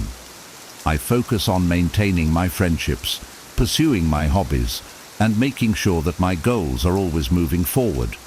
For instance, I stay committed to my personal growth, which could mean learning a new skill, taking up a challenging project at work, or even taking time off to relax and reflect. When I give myself this space to evolve and improve, it not only makes me a better person, but also a more appealing partner. After all, being someone who's driven and engaged with life is attractive in its own right. Being independent doesn't mean I'm closed off or unwilling to make someone a priority. Instead, it's a way of ensuring that I don't lose myself in a relationship. I've seen too many people, and I've even done it myself, become so wrapped up in their partner that they forget who they are outside of that connection. I want to stay grounded in who I am, with a clear sense of my own worth and values. That way, I'm entering a relationship as a whole person, not someone seeking fulfillment from someone else. In practical terms, independence means that I make time for my interests, even when I'm dating someone. If I have a weekly meet-up with friends or a solo project that I'm working on, I make sure those remain priorities. This doesn't mean that I neglect my partner or refuse to make compromises. It simply means that I don't abandon what's important to me. I believe that keeping my life in balance is one of the best ways to ensure that I'm also bringing the best version of myself into my relationships. Independence also brings a level of mystery to the relationship. When I have my own goals and responsibilities, it adds depth and intrigue. I'm not always available or ready to drop everything because I have a full life. This isn't about playing hard to get, but about being genuinely engaged with my world, which in turn keeps the relationship interesting. I think there's something captivating about a person who has a rich, varied life. It's something I admire in others too. When I reflect on independence, I see it as a form of respect for both myself and my partner. By maintaining a strong sense of self, I'm able to offer them a genuine connection, not one driven by neediness or dependency. I want to be with someone who respects my autonomy, who understands that my independence is part of what makes me, me. In the end, my goal is to find a relationship where we support each other's journeys, both individually and together, knowing that our connection is made stronger by our unique, independent lives. 2. Ambition. Ambition is something I believe every person should nurture in their lives. For me, ambition means having a clear sense of purpose and direction, a constant drive to improve, grow, and achieve. I don't see ambition as just the pursuit of career success or financial gain.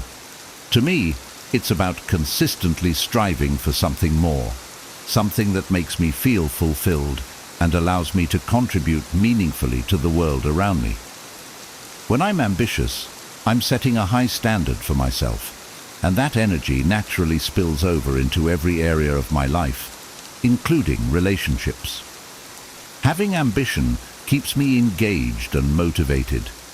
It gives me goals to work towards, and that brings a sense of excitement and determination into my day-to-day life. I'm someone who always wants to challenge myself, whether it's through setting new professional milestones, improving my health and fitness, or dedicating myself to personal projects that I'm passionate about. This kind of drive makes me feel alive and keeps me moving forward, regardless of where I am in life. When I'm actively pursuing my goals, I feel more connected to my purpose, and that gives me an underlying sense of satisfaction and confidence. Ambition also adds a dimension of respect and admiration to my relationships. I find that when I'm driven, I attract people who are similarly goal-oriented and passionate. Being around other ambitious people is inspiring. It creates a shared energy and motivation that lifts us all up. I've noticed that when I express my aspirations and work toward them, it encourages the people around me to pursue their own dreams too. Ambition is contagious, and I want to be with someone who understands and appreciates the value of having big dreams. To me, ambition doesn't mean I'm always hustling or grinding non-stop. It's not about sacrificing everything for the sake of achievement. Instead, it's about knowing that I want more from life and making intentional choices that align with my goals. Whether that's working on a personal project, learning a new skill, or pushing my limits physically, my ambition shows up in ways that improve me as a person. I think the best kind of ambition is balanced.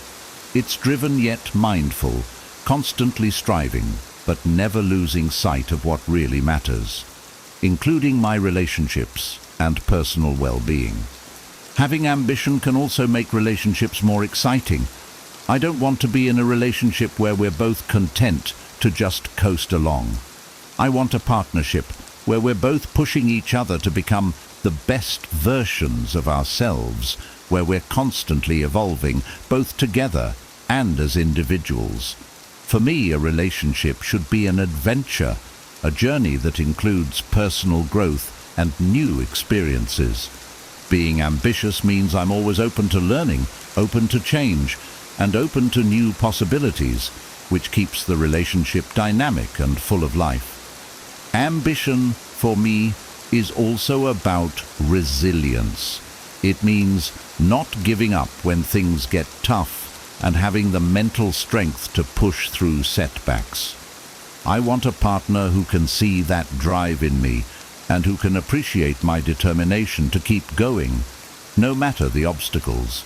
When I'm ambitious, I'm not afraid to take risks, and I'm not easily discouraged.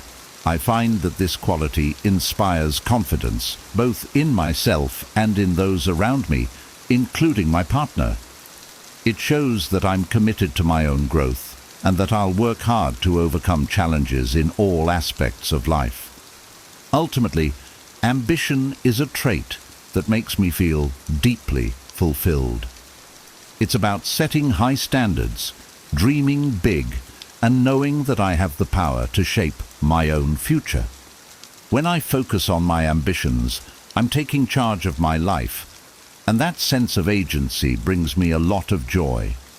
I believe that when I'm living my life with ambition, I'm offering my partner someone who's fully alive, engaged, and passionate about creating a better future. And that, in my experience, is something that's incredibly attractive and enriching in a relationship. 3. Adaptability. Adaptability is a quality I'm constantly working to improve because life is full of changes and unexpected turns. For me, being adaptable means having the mental flexibility to handle whatever life throws my way and the resilience to move forward regardless of the circumstances. I see adaptability as one of the most empowering traits a person can have. It's what allows me to face challenges without losing my sense of direction. In relationships, adaptability is crucial. It helps me handle disagreements, navigate life changes, and keep the connection strong, even when things aren't going exactly as planned. In my experience, relationships are never static. They evolve as we grow, and they require adjustment and compromise. I've learned that being adaptable is about more than just going with the flow. It's about actively embracing change and being open to new perspectives. Whether it's learning to communicate better, adjusting to a new routine, or finding ways to support my partner through their own changes, I believe adaptability allows me to be more responsive and understanding. When I'm adaptable, I'm able to meet my partner where they are, rather than getting frustrated if things don't go according to my initial expectations. Adaptability also means not being too attached to any one way of doing things. In my life, I try to stay open-minded and curious, always looking for ways to improve or explore new possibilities. I don't want to be the kind of person who gets stuck in old habits or routines simply because they're comfortable. Change, while often uncomfortable, pushes me to grow and brings new energy into my life and relationships. I find that when I embrace change, it makes me more interesting and engaged, as I'm constantly learning and adapting. This trait has helped me stay grounded during life's challenges, whether it's a career change, a move, or a personal setback. Adaptability allows me to see obstacles as opportunities to learn and grow. It gives me the resilience to handle tough situations without falling apart. When I'm adaptable, I'm not easily discouraged. Instead, I'm ready to find solutions and adjust my approach to meet the demands of the moment. This is a quality I hope to bring into my relationships, as it helps create a more harmonious, understanding environment. Adaptability also fosters better communication. I've noticed that being willing to listen, consider other perspectives, and shift my approach makes it easier to resolve conflicts. Instead of getting defensive or rigid when there's a disagreement, I try to remain open and responsive, allowing for a dialogue that respects both of our viewpoints. I think that when I'm adaptable, I show my partner that I value our relationship enough to work through challenges together. It demonstrates that I'm committed to growing and evolving, not just as an individual, but also as a partner. For me, adaptability also means balancing my own goals and needs with those of my partner. It's about finding a middle ground that respects both of our ambitions, desires, and dreams. I want to be with someone who appreciates flexibility and understands that life will bring changes, some of which we can't foresee. By being adaptable, I'm preparing myself and my relationship for the inevitable ups and downs that life brings. I don't want to be someone who gets thrown off course by every little disruption. I want to be someone who can stay steady and supportive no matter what. Ultimately, adaptability is a trait that helps me build resilience and deepen my connections. It keeps me grounded, yet open to the new and unexpected. In relationships, I believe it's one of the most important qualities because it allows both partners to grow together rather than feeling constrained by rigid expectations. When I'm adaptable, I'm better able to enjoy the journey, handle changes gracefully, and approach life with a positive, open attitude. This is the kind of energy I want to bring into my relationships, a sense of flexibility, resilience, and optimism that enriches both my life and the lives of those around me. 4. Sense of humor. A sense of humor is one of the most powerful tools I have, both in life and in relationships. To me, humor isn't just about making people laugh. It's about seeing life through a light-hearted lens, especially when things get tough. Having a good sense of humor allows me to stay resilient in difficult times, connect more easily with others, and add a sense of fun and joy to my relationships. When I can laugh at myself, at the small annoyances, or even at life's curveballs, it helps me handle challenges with a clear mind and a lighter heart. For me, humor has been a source of connection with others.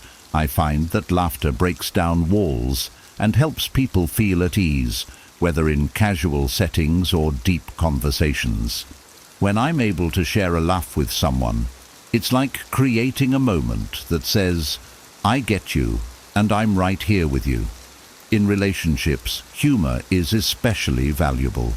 It helps me create a bond with my partner that's not just based on attraction or shared goals, but on genuine enjoyment of each other's company. Being able to laugh together, even at the little quirks we each bring, fosters a sense of camaraderie and understanding. I believe that a strong sense of humor is a sign of emotional resilience. Life is unpredictable, and sometimes things don't go the way we want. When I can laugh at these moments rather than letting them stress me out, It shows that I'm able to roll with the punches and keep a positive outlook.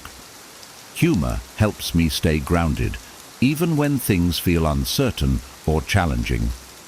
In relationships, this resilience allows me to support my partner in tough times without letting negativity take over.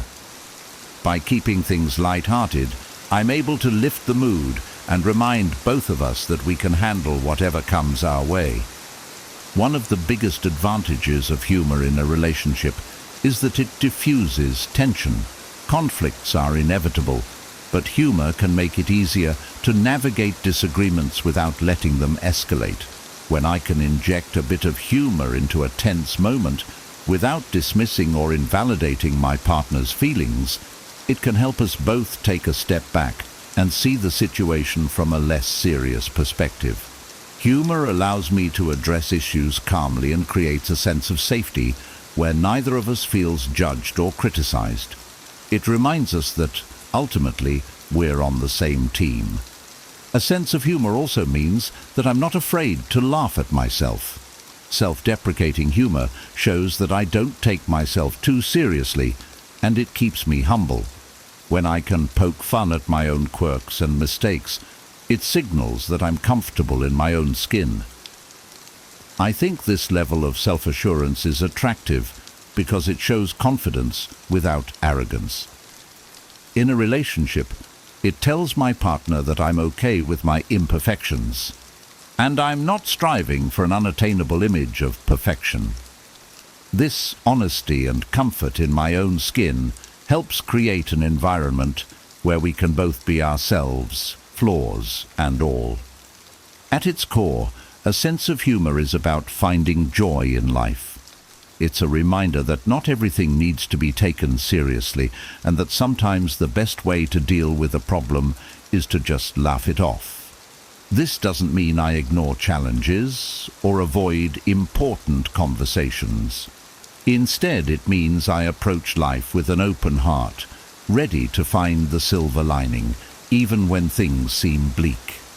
I've found that when I share this perspective, it helps my partner feel more optimistic, too.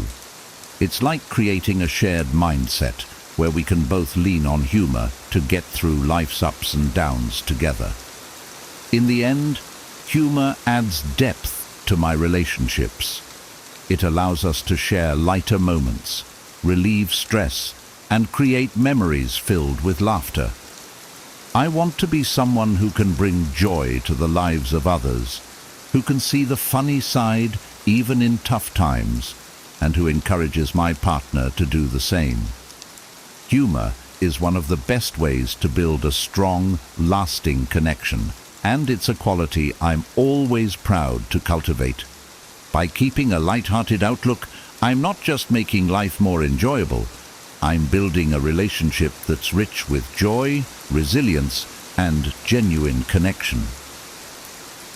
5. Bad boy traits. The concept of bad boy traits might sound a bit cliché, but I've come to understand it as a mix of confidence, independence, and a sense of mystery. I don't think of it as being rebellious or disrespectful. Rather, it's about embodying qualities that make me intriguing, emotionally self-reliant, and a bit unpredictable. To me, the essence of these traits is about not conforming entirely to expectations and maintaining a life that's genuinely my own, even when I'm in a relationship. One of the key components of what's often referred to as bad boy traits is the ability to keep a sense of mystery. I found that being a bit reserved about my life adds a natural sense of intrigue. I don't feel the need to overshare everything about myself right away, and I value having aspects of my life that are just for me. It's not about hiding things. It's about letting my partner gradually discover who I am over time. By keeping some things to myself, I create a dynamic where there's always something new to learn about each other, which keeps the relationship fresh and engaging. Another part of this approach is maintaining emotional independence. I don't rely on a partner for my happiness or self-worth. I take responsibility for my own emotional state. When I'm in control of my emotions and not dependent on constant validation, I'm able to be a more stable and reliable partner. I believe that emotional independence allows me to be fully present in the relationship without feeling pressured to constantly seek approval. This confidence in who I am and in my own self-worth is magnetic because it signals that I'm a grounded, self-sufficient person. In my experience, this kind of emotional resilience is deeply attractive, as it provides a foundation of strength and stability. The bad boy persona also includes a sense of unpredictability, which I interpret as simply being open to new experiences and willing to keep things exciting. I don't want to fall into routines that make life feel stale, whether that's in my relationship or my personal life. Instead, I embrace spontaneity and enjoy mixing things up. This might mean planning a surprise date, trying out new activities, or even just being a little playful and adventurous in our interactions. By keeping things unpredictable in a fun and respectful way, I'm creating moments of excitement and curiosity that deepen our bond. An often misunderstood aspect of these traits is the ability to say no and set boundaries. I don't believe in being overly accommodating just to please someone else. I stay true to my values and preferences. This doesn't mean I'm inflexible or unwilling to compromise. It just means that I'm clear on what I want and don't feel the need to change myself to gain approval. Having clear boundaries shows that I respect myself and have a strong sense of identity. When I stand firm in my choices, I find that it creates mutual respect and a balanced relationship dynamic. I've also learned the importance of not always being readily available. In today's world of constant messaging and instant communication, it's easy to feel like we should be on call at all times. But I believe there's value in letting my partner miss me and having time apart to recharge and focus on my own life. I pursue my own interests and passions, which adds depth to who I am and gives me things to bring back to the relationship. Having a life outside of the relationship allows me to maintain my individuality and ensures that when we're together, it's more meaningful. Finally, I embrace a sense of self-assurance that comes from not needing to explain or justify myself constantly. I don't feel compelled to seek approval for every decision or action. Instead, I act based on what feels right for me, within the boundaries of respect and consideration for my partner. This self-confidence, combined with independence and a hint of mystery, creates a dynamic that makes relationships feel exciting yet stable. In essence, bad boy traits to me aren't about being reckless or insensitive. They're about maintaining self-respect, embracing independence, and allowing for a bit of mystery and spontaneity. These qualities help me build a relationship that's grounded, exciting, and fulfilling. I've come to see these traits as a way of bringing strength and depth into my connections, creating a balance where both my partner and I feel engaged, respected, and continually drawn to each other. 6. Self-respect. Self-respect is one of the most foundational qualities I strive to cultivate in my life and relationships. It means valuing myself, my principles, and my boundaries, and never compromising who I am to gain approval or affection. Self-respect helps me maintain a strong sense of identity, and it keeps me grounded, allowing me to approach relationships from a place of confidence and integrity. When I have self-respect, I'm able to engage with others in a way that feels honest and authentic, because I'm not trying to mold myself to fit someone else's expectations. For me, self-respect begins with setting clear boundaries. I've learned that if I don't respect my own limits, it's difficult to expect others to do so. In relationships, this means being clear about my needs and values, and not being afraid to communicate them. I'm not here to be a people pleaser. I'm here to build meaningful connections that respect both myself and the other person. When I have boundaries, I protect my well-being and ensure that I'm only giving what I can truly offer without resentment.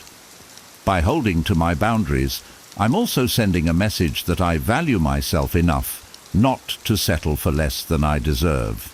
Self-respect also involves a sense of self-worth. I don't seek validation from external sources or rely on someone else to make me feel valued. My self-worth comes from within, built on my achievements, my character, and my values. I remind myself that I am enough as I am, and I strive to build on that foundation daily. This internal sense of value allows me to stand tall, even in the face of rejection or disappointment, because I know that my worth isn't tied to someone else's opinion. When I approach relationships with this self-assurance, I find that it creates a balanced dynamic, where I'm not overly reliant on my partner for validation or happiness. Having self-respect means being able to say no when something doesn't align with my values or goals. I no longer feel guilty about setting limits, whether it's with friends, family, or a romantic partner. Saying no is a way of honoring myself and recognizing that my time, energy, and values are important. I've found that when I stand firm in my decisions, it attracts people who genuinely respect and value me. By respecting myself enough to decline things that don't serve me, I create space for what truly aligns with who I am. Self-respect is also about taking care of my physical, emotional, and mental well-being. This means making time for things that nurture me, whether it's exercise, pursuing hobbies, or investing in personal growth. I've noticed that when I prioritize self-care, I show up better in my relationships. I have more energy, patience, and understanding to give, and I'm less likely to fall into cycles of resentment or burnout.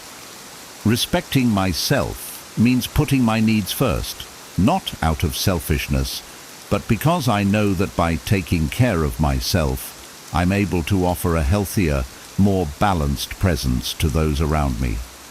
In relationships, self-respect is key to maintaining equality and mutual respect. I'm not willing to tolerate disrespect, manipulation, or any behavior that undermines my dignity. I approach relationships with kindness and respect, but I expect the same in return. When I respect myself, I naturally attract people who see and appreciate my value, and I'm able to recognize when someone doesn't treat me as I deserve. Self-respect empowers me to walk away from unhealthy situations without fear, knowing that my happiness and well-being come first. Ultimately, self-respect gives me the freedom to be true to myself. I don't feel the need to change or hide who I am to gain acceptance. I want a partner who values me for my authentic self, not for some idealized version of me. With self-respect, I bring honesty, confidence, and a deep sense of personal integrity into my relationships. This quality creates a foundation of trust and stability because I'm consistent, genuine, and unafraid to stand up for what I believe in. In essence, self-respect is the cornerstone of how I approach both my life and my relationships. It empowers me to live authentically, love deeply, and build connections that are grounded in mutual respect. When I hold myself in high regard, I'm able to give and receive love in a way that's healthy, balanced, and truly fulfilling. Self-respect keeps me centered and reminds me that I'm worthy of the best life and relationships have to offer. 7. Confidence. Confidence for me is about having a steady inner belief in who I am and what I bring to the table. It's not about being the loudest person in the room or seeking attention. Rather, it's a quiet assurance that comes from knowing my own worth and capabilities. Confidence is deeply attractive because it signals to others that I'm comfortable in my own skin, that I don't need constant validation, and that I'm fully capable of handling whatever life throws my way. In relationships, this confidence allows me to bring my authentic self forward without fear of judgment or rejection. Building confidence starts with self-acceptance. I've come to understand that being confident doesn't mean I'm perfect. It means I'm comfortable with my imperfections and strengths alike. I don't try to hide my flaws or pretend to be someone I'm not. I know who I am, and I accept myself as I am, both the good and the not so good. This self-acceptance forms the foundation of my confidence. When I'm secure in who I am, I'm not easily shaken by external opinions or setbacks. I approach relationships with this same level of acceptance, knowing that I'm bringing something unique and valuable to the table, just as I am. Confidence also means having a clear sense of purpose. I find that when I have goals, passions, and a direction in life, it gives me a sense of purpose that fuels my confidence. Knowing what I'm working toward and making consistent progress keeps me grounded and motivated. In relationships, this purpose-driven confidence is attractive because it shows that I have my own life, ambitions, and interests. I'm not waiting for someone else to complete me. I'm already on my path, and I want a partner who's on theirs too. I believe that two people who are both confident and purpose-driven create a stronger, more resilient partnership. In my experience, true confidence also means not being overly concerned with seeking approval. I don't need to rely on external validation to feel good about myself. This doesn't mean I'm closed off to feedback or unwilling to grow. It just means that my self-worth isn't dependent on what others think of me. I set my own standards and work hard to meet them, finding pride in my accomplishments, even when they're small. When I can be proud of myself without needing others to tell me I'm worthy, I can approach relationships from a place of wholeness rather than neediness. Confidence allows me to be assertive in expressing my needs and desires. I don't shy away from communicating what I want or standing up for myself. In relationships, this assertiveness creates clarity and prevents misunderstandings. I'm not afraid to be direct or honest, and I find that this honesty is refreshing for both myself and my partner. Being confident doesn't mean I'm rigid or inflexible. It simply means I know what I value, and I'm willing to communicate that openly. This kind of honesty fosters trust, as it shows that I'm transparent about who I am and what I want. Another important aspect of confidence is resilience. When I face rejection, failure, or disappointment, I don't let it crush my self-esteem. Instead, I see these challenges as opportunities to learn and grow. Confidence helps me stay grounded, even when things don't go as planned, because I know that my worth isn't defined by any single outcome. In relationships, this resilience allows me to approach challenges calmly and work through them without getting discouraged. I'm not afraid to put in the effort to make things work, but I also know when to walk away if something isn't serving my well-being. This balance of commitment and strength is key to building a healthy relationship. Finally, confidence makes me more approachable and open to connecting with others. When I'm confident, I'm not consumed by insecurities or self-doubt, so I'm able to focus on my partner and engage with them fully. I'm able to be present, listen actively, and share meaningful experiences without holding back. This level of openness and self-assurance creates a warm, inviting energy that naturally draws people in. Confidence allows me to be fully myself, creating a space where both my partner and I can be authentic and vulnerable together. In the end, confidence is about embracing my identity, living with purpose, and facing life with resilience and openness. It's a quality that empowers me to build relationships based on mutual respect, honesty, and genuine connection. Confidence allows me to show up as the best version of myself, ready to give and receive love in a way that's fulfilling and balanced. When I approach life and relationships with this deep inner confidence, I'm not only enriching my own experience, but also creating a solid foundation for a healthy, lasting connection with others. 8. Emotional intelligence. Emotional intelligence, for me, is about understanding and managing my own emotions, while also being attuned to the feelings and needs of others. In relationships, I've found that emotional intelligence is invaluable. It allows me to connect on a deeper level, handle conflicts with empathy, and build trust through genuine understanding. Being emotionally intelligent means I'm not just focused on what I'm feeling, but I'm also open to and respectful of my partner's emotional landscape. This quality has been key to creating relationships that feel safe, supportive, and deeply connected. The first part of emotional intelligence is self-awareness. I try to stay in tune with my own emotions and understand the reasons behind them. This doesn't mean I'm immune to feeling angry, sad, or frustrated. It means I can recognize these emotions without letting them control my actions. For example, if I feel myself getting upset, I pause to understand why, rather than reacting impulsively.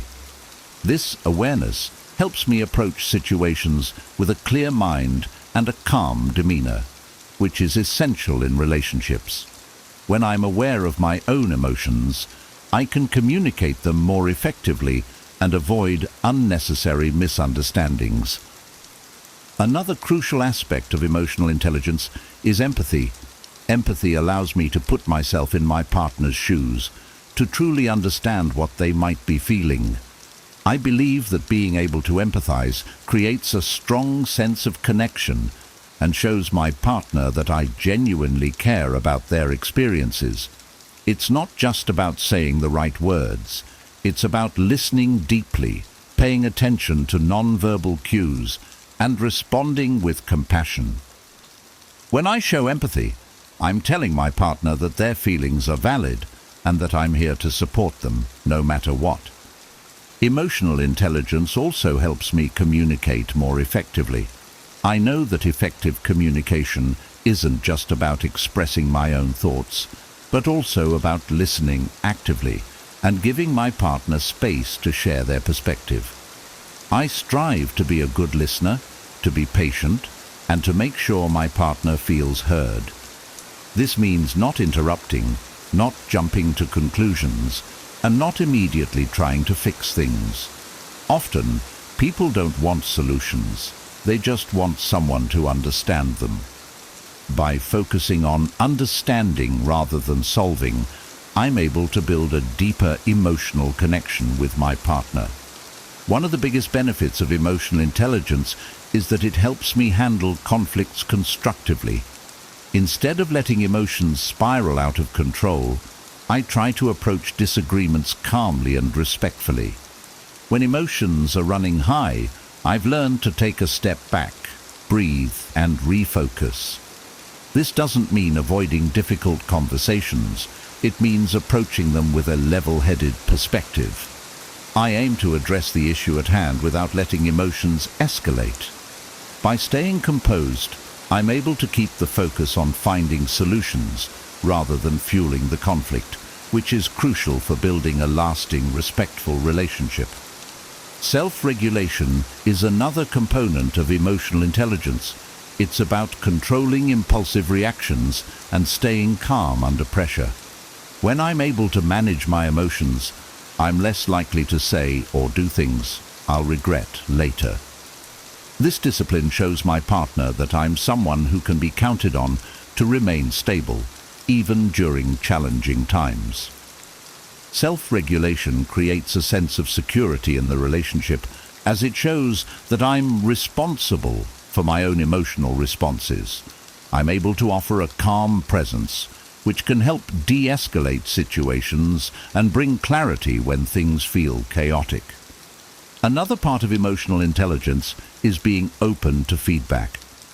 I know I'm not perfect, and I'm open to learning from my mistakes. When my partner offers feedback, I try to take it constructively without getting defensive. This openness to feedback is important because it shows that I'm willing to grow and improve, both for myself and for the relationship. Emotional intelligence means I'm not afraid to acknowledge my flaws and work on them, creating a more positive, growth-oriented dynamic with my partner. Ultimately, emotional intelligence is about building a relationship where both partners feel valued, understood, and supported. It's about creating an environment where vulnerability is welcome, where emotions can be shared openly without fear of judgment. By practicing emotional intelligence, I aim to bring empathy, patience, and understanding into my relationships. I believe that when I approach relationships with this level of emotional maturity, I'm able to create a strong foundation built on mutual respect and trust. Emotional intelligence allows me to show up as a partner who is compassionate, communicative, and committed to growing together. It's a skill I continuously work on, knowing that it not only improves my relationships, but also enhances my ability to connect meaningfully with the world around me. Through emotional intelligence, I'm able to build relationships that are resilient, loving, and deeply fulfilling. 9. Steadfastness. Steadfastness to me is about being reliable, consistent, and true to my word. It's the commitment to following through on my promises and being there when I say I will be. In relationships, steadfastness is a quality that builds trust, as it reassures my partner that I'm someone they can count on. When I'm steadfast, I'm creating a sense of stability that allows my partner to feel secure and valued, which I believe is essential for a strong, lasting connection. At its core, steadfastness is about showing up, even when it's inconvenient or difficult. Life can throw a lot of unexpected challenges our way, and it's easy to give up or pull back when things get tough. But I believe that true commitment means being there during those hard times. If I've made a commitment to someone, I'm prepared to stand by it, not just when things are smooth, but also when they're challenging. Whether it's keeping my word on a small promise or supporting my partner through a tough period, I want to be someone who can be relied upon no matter what. Steadfastness also means being dependable in the everyday aspects of a relationship. If I say I'm going to do something, I make sure to follow through, whether that's calling when I said I would, being on time for plans, or lending a hand when my partner needs support. These may seem like small acts, but they add up to create a foundation of trust. By consistently showing up and being dependable, I'm proving that my partner can rely on me, which fosters a deep sense of security and respect in the relationship. Another part of being steadfast is having patience. Relationships go through different phases, and there are times when things may not be perfect. During these times, I've learned that it's important to be patient and understanding rather than giving up or getting frustrated. This patience allows me to see beyond temporary difficulties and focus on the bigger picture. I want to build a relationship that's resilient, one that can withstand challenges and continue to grow stronger. My commitment to patience and understanding helps me to stay steady, even when things aren't easy. Steadfastness also involves being true to my values. I'm committed to living with integrity and aligning my actions with my beliefs. This means that I'm not easily swayed by outside influences or temporary desires. Instead, I act according to what I know is right and what aligns with my long-term goals.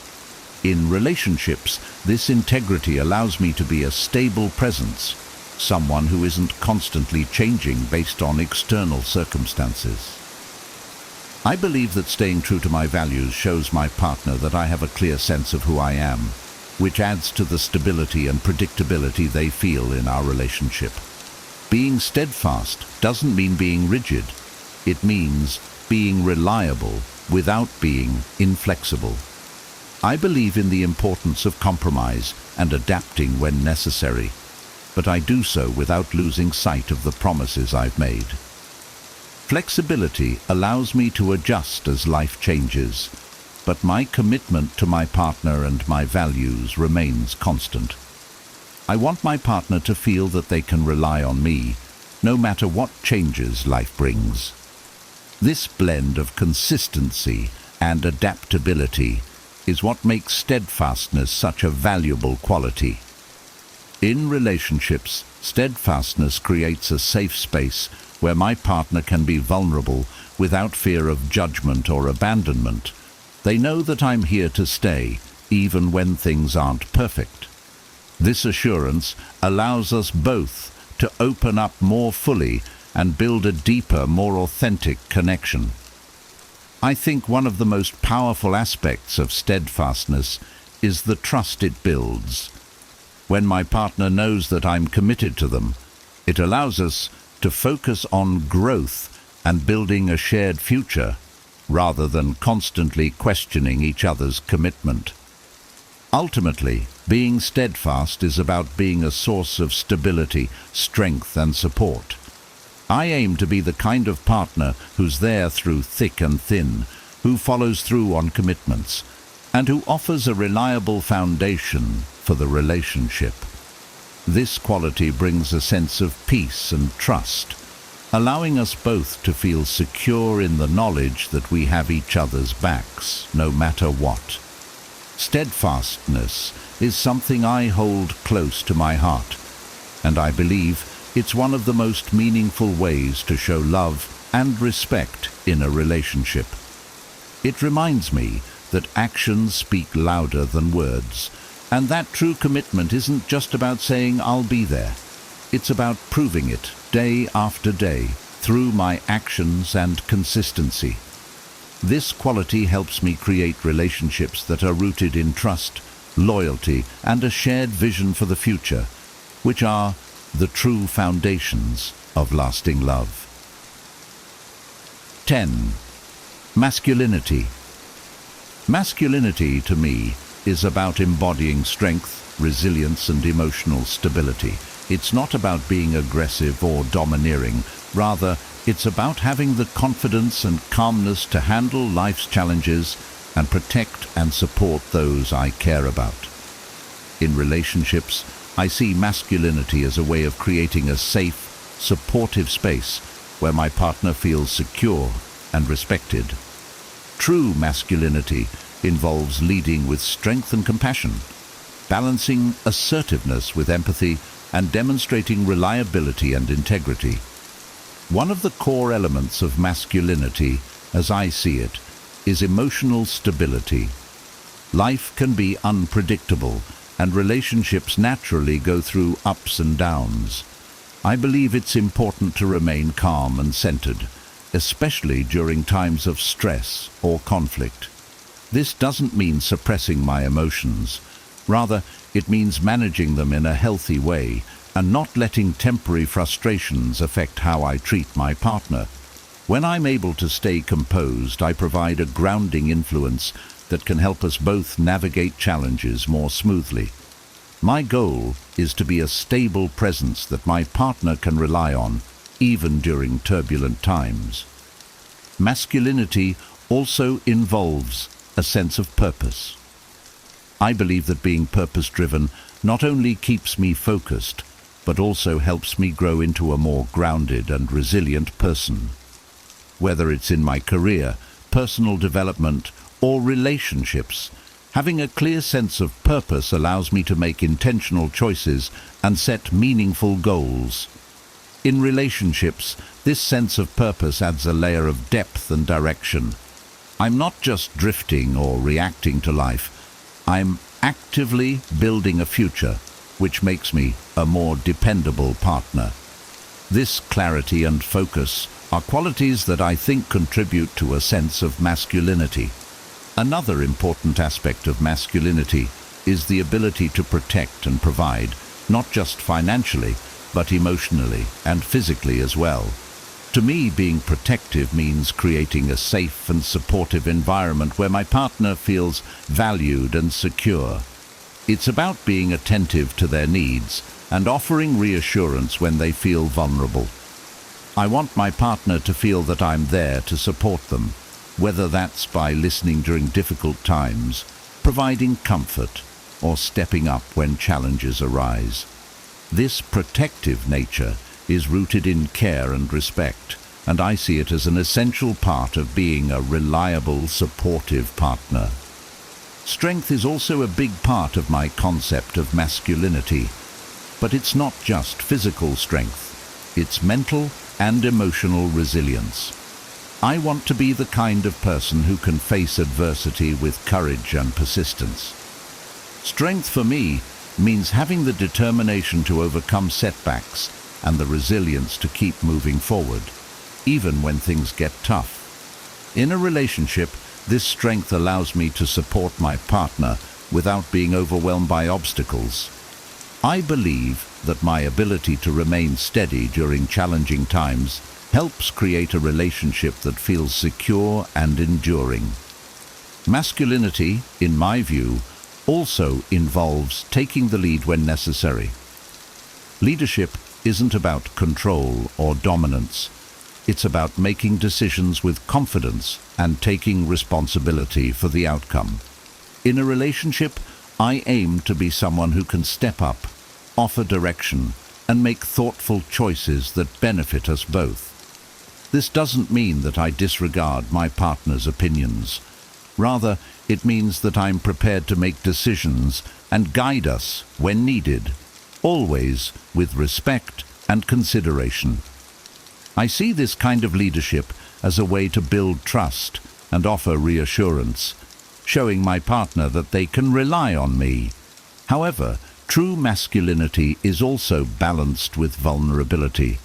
I believe that being strong doesn't mean hiding my emotions or pretending that I have it all together all the time. Being able to open up and show my true self, including my fears and insecurities, is an essential part of my masculinity. It takes courage to be vulnerable, to share what's on my mind, and to ask for support when I need it. I've found that this openness not only strengthens my relationships, but also deepens the level of intimacy and trust between us. In essence, masculinity is about being a strong, supportive, and steady presence in my partner's life. It's about having the courage to face challenges, the determination to pursue my goals, and the empathy to be a compassionate and understanding partner. I aim to bring a balanced form of masculinity into my relationships, one that combines resilience with empathy, confidence with humility, and strength with openness. By embodying these qualities, I believe I can offer my partner a relationship that feels both grounded and dynamic, one where they can feel safe, valued, and deeply connected. Ultimately, masculinity is about being the best version of myself, embracing both my strengths and vulnerabilities. It's about honoring my own values and offering a stable, loving presence to my partner. When I lead with true masculinity, I'm not just enhancing my own life. I'm creating a relationship that's built on respect, security, and lasting commitment. This approach to masculinity helps me build connections that are meaningful, fulfilling, and truly enriching for both my partner and me. 11. Scarcity of attention. The concept of scarcity of attention is about valuing my time and focus and not giving it away too easily or without purpose. It's not about playing games or being dismissive. Instead, it's about recognizing that my attention is valuable and offering it intentionally. In a world where people are constantly connected and often overwhelmed by attention from all directions, creating a sense of scarcity around my attention can actually make it more meaningful and impactful. By being selective with my time and energy, I foster a sense of appreciation and mutual respect in my relationships. One of the main reasons I practice this is to stay mindful of where my energy goes. If I'm always available, always reaching out, and constantly seeking someone's attention, it can create an imbalance. It may even lead to a sense of complacency, where my presence is taken for granted. When I limit the attention I give, I encourage a dynamic where both my partner and I truly value and make the most of the time we spend together. It's about creating quality over quantity, ensuring that the moments we share are meaningful, focused, and fully engaged. Having a scarcity mindset around attention also means that I don't rely on constant communication to feel connected. I'm comfortable with a degree of distance, knowing that it doesn't diminish the relationship, but instead strengthens it. This allows both my partner and me to maintain a sense of independence and individuality. We don't need to be in constant contact to feel secure. Rather, we trust the bond we've built. When we do come together, it feels fresh and renewed because we've each had time to focus on our own lives, passions, and goals. This approach also helps me avoid the pitfalls of neediness or insecurity. When I value my attention, I'm less likely to fall into the trap of overextending myself just to feel validated. I don't want to be the kind of person who constantly needs to seek reassurance from others, or who feels the urge to fill every moment with interaction. Instead, I aim to feel secure in my own worth and in the relationship itself. This self-assuredness allows me to give my partner the space to miss me, which in turn often leads to a stronger, more passionate connection. By creating a sense of scarcity, I'm signaling that my attention is something to be valued. When I'm fully present and focused on my partner, it's genuine and intentional, not a default state driven by habit or boredom. I've found that when I approach relationships this way, my partner is often more engaged and reciprocates the same level of attention and respect. It's about nurturing a dynamic where we both actively seek and appreciate each other's time, making every moment together count. Scarcity of attention also allows me to focus on personal growth and my own interests. I believe that a healthy relationship is one where both partners are pursuing their individual paths alongside each other. When I dedicate time to my passions, friendships, and self-care, I bring a more enriched version of myself to the relationship. This balance of personal space and shared experiences is key to keeping the relationship exciting and preventing it from feeling stagnant or overly dependent. Additionally, being mindful of my attention means that I'm not constantly seeking external validation. I'm comfortable spending time on my own and don't feel the need to be perpetually connected to feel valued. This independence is attractive because it shows that I'm not relying on my partner for constant reassurance or attention. Instead, I bring a sense of wholeness to the relationship, which fosters a healthy balance where we both appreciate each other's presence without feeling suffocated or drained. Ultimately, the scarcity of attention is about fostering a deeper appreciation for each other. By not always being readily available, I encourage both my partner and me to cherish the time we share. It's a way to keep the relationship dynamic, as we're not taking each other's presence for granted. When I'm intentional with my attention, I'm creating a relationship where both of us feel valued, respected, and engaged, making the connection more vibrant and fulfilling. In essence, the scarcity of attention is about quality over quantity. It's about bringing a sense of intention and respect to the time I spend with my partner, ensuring that we're both present and truly engaged. This approach helps create a relationship that feels balanced and reciprocal, where each moment together is meaningful and the connection remains fresh and strong. By valuing my attention, I'm not only respecting myself, but also creating a dynamic where my partner feels truly valued and appreciated. 12. Pre-selection. Pre-selection is a concept that recognizes the social and psychological value of being desired by others, particularly in the context of attraction. It's the idea that when I am seen as valuable or desirable by others, it signals something appealing about me to potential partners. However, I approach pre-selection not as a game or strategy, but as a natural byproduct of living a life that's full, engaged, and socially active. When I surround myself with high-quality people and maintain healthy relationships, it shows that I am someone who is valued and respected by others, which in turn can make me more attractive to a partner. For me, pre-selection starts with building strong friendships and connections. I genuinely enjoy spending time with people who inspire me, challenge me, and bring out the best in me. These relationships, whether they're with friends, family, or colleagues, reflect a high level of social health and well-being. When my partner sees that I have these meaningful connections, it sends the message that I am someone who is valued by others, which can often be attractive. It's reassuring to know that the person you're with is well regarded and appreciated by those around them.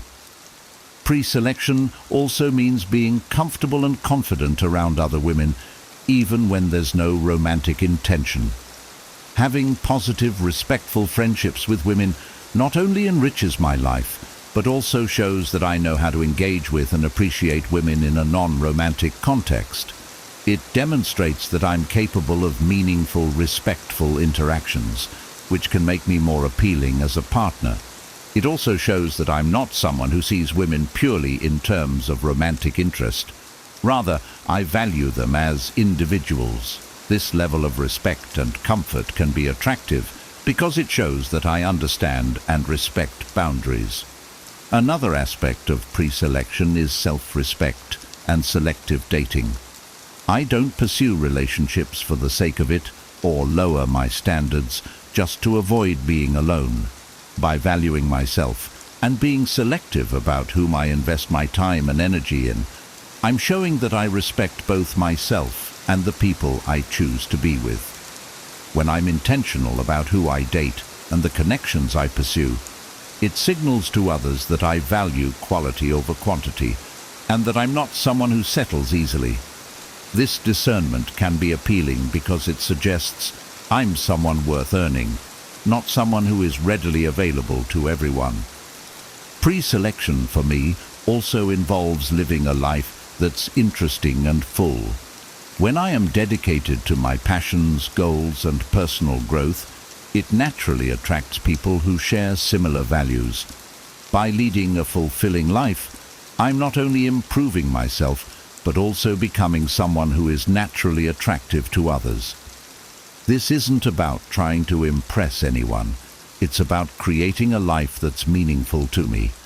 When others see that I'm genuinely passionate and driven, it makes me more compelling as a person, which can spark curiosity and interest.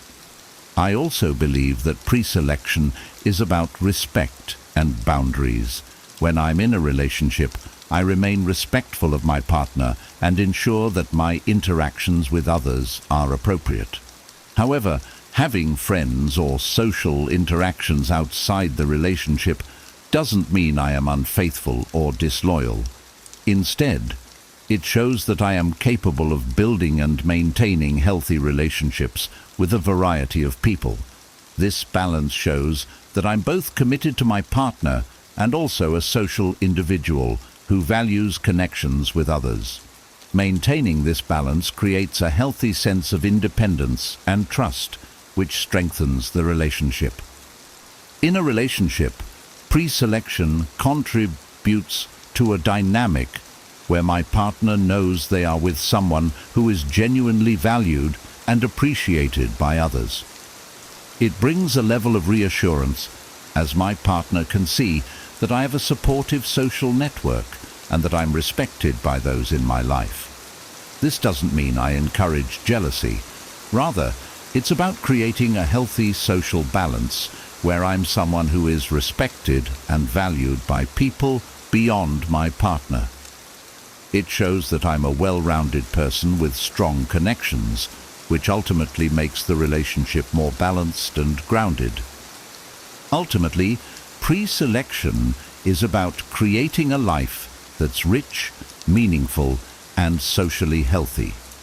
It's about being intentional with the people I surround myself with and building connections that reflect my values. By nurturing a full social life, respecting boundaries, and maintaining a strong sense of self-worth, I'm naturally creating an aura of value and respect. This not only makes me a more appealing partner, but also fosters a relationship dynamic based on mutual admiration and genuine attraction. In essence, pre-selection isn't about putting on a show or trying to appear desirable. It's about living in a way that brings out my best qualities, showing my partner that I am someone who is valued by others and who values myself. When I'm surrounded by positive, healthy relationships, I'm not only enriching my own life, but also creating a partnership that's supported by a strong social foundation. This approach to pre-selection helps build a relationship where both partners feel valued, secure, and truly connected. 13. Authenticity.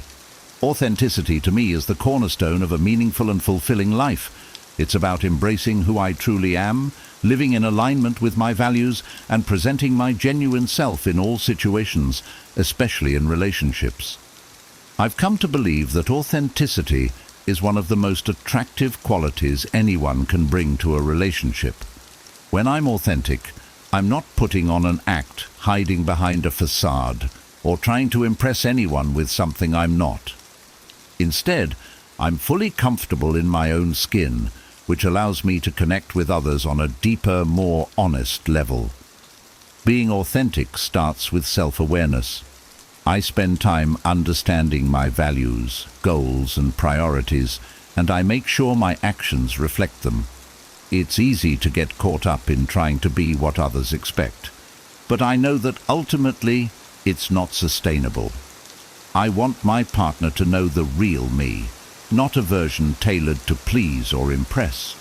By embracing my true self, I'm setting a foundation of honesty and trust, where my partner can feel they're getting to know the person I am, not a curated image. Authenticity also means embracing my imperfections. I've learned that being authentic isn't about being perfect. It's about being real. I don't feel the need to hide my flaws or weaknesses, nor do I pretend to have it all figured out.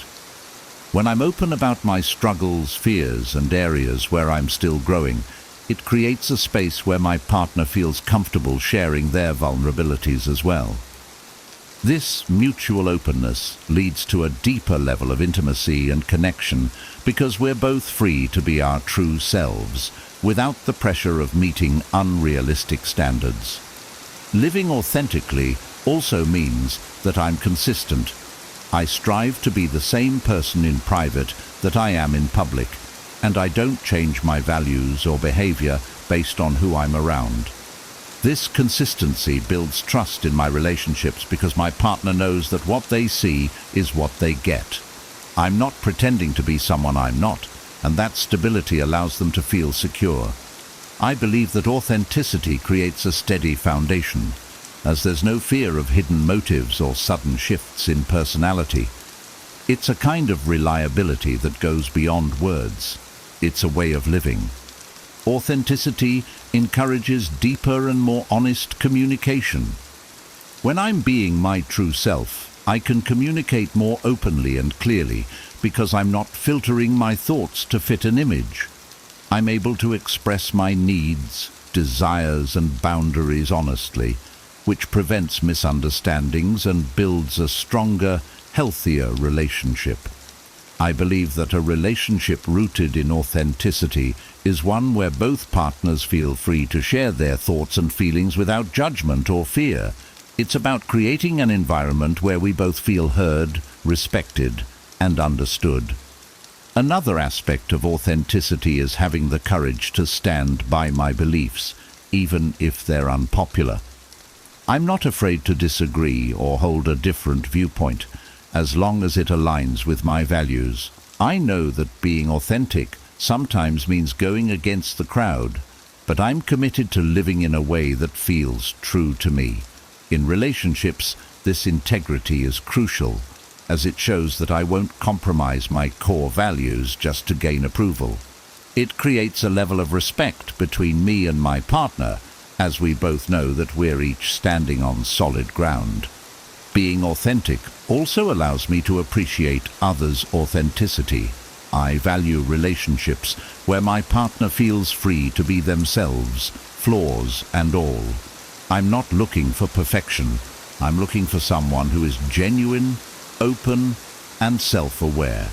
By embracing my own authenticity, I create a space where my partner can do the same. This mutual acceptance allows us both to grow and evolve together, knowing that we're appreciated for who we truly are, not for an idealized version of ourselves. Ultimately, authenticity leads to a relationship that feels freeing and fulfilling. When I'm my true self, I'm not burdened by the pressure to constantly impress or conform. I'm able to be vulnerable, honest, and open, creating a connection that feels deeply satisfying and real. I believe that when both partners bring their authentic selves to a relationship, it creates a foundation of mutual respect, trust, and genuine affection. There's a depth to the relationship that goes beyond superficial attraction, as it's rooted in true understanding and acceptance. In essence, authenticity is about honoring who I am and bringing that honesty into my relationships. It's a commitment to living with integrity and to building connections that are rich, meaningful, and based on a foundation of truth. By staying true to myself, I'm able to create relationships where both my partner and I feel valued, seen, and truly connected. Authenticity transforms relationships from a place of performance into a space of real, deep, and lasting connection. 14. Charismatic leadership. Charismatic leadership, to me, is about leading with confidence, kindness, and an infectious sense of purpose. It's not about being overbearing or controlling. Rather, it's about bringing a positive influence into my relationships and inspiring those around me through my actions. I believe that charismatic leadership involves taking initiative, being decisive when necessary, and encouraging those I care about to grow alongside me. In relationships, this quality helps me create a strong, balanced connection where both my partner and I feel motivated, supported, and respected. One of the key aspects of charismatic leadership is confidence. I aim to make decisions with clarity and assurance, particularly in situations where guidance is needed. For example, when planning dates, trips, or even daily routines, I like to take the initiative to suggest ideas and make choices that create a fulfilling experience for both of us. This doesn't mean I ignore my partner's preferences or opinions. Rather, I value and incorporate them.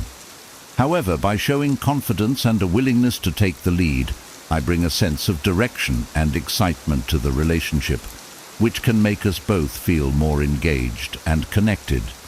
Being a charismatic leader also means knowing when to listen and empower my partner.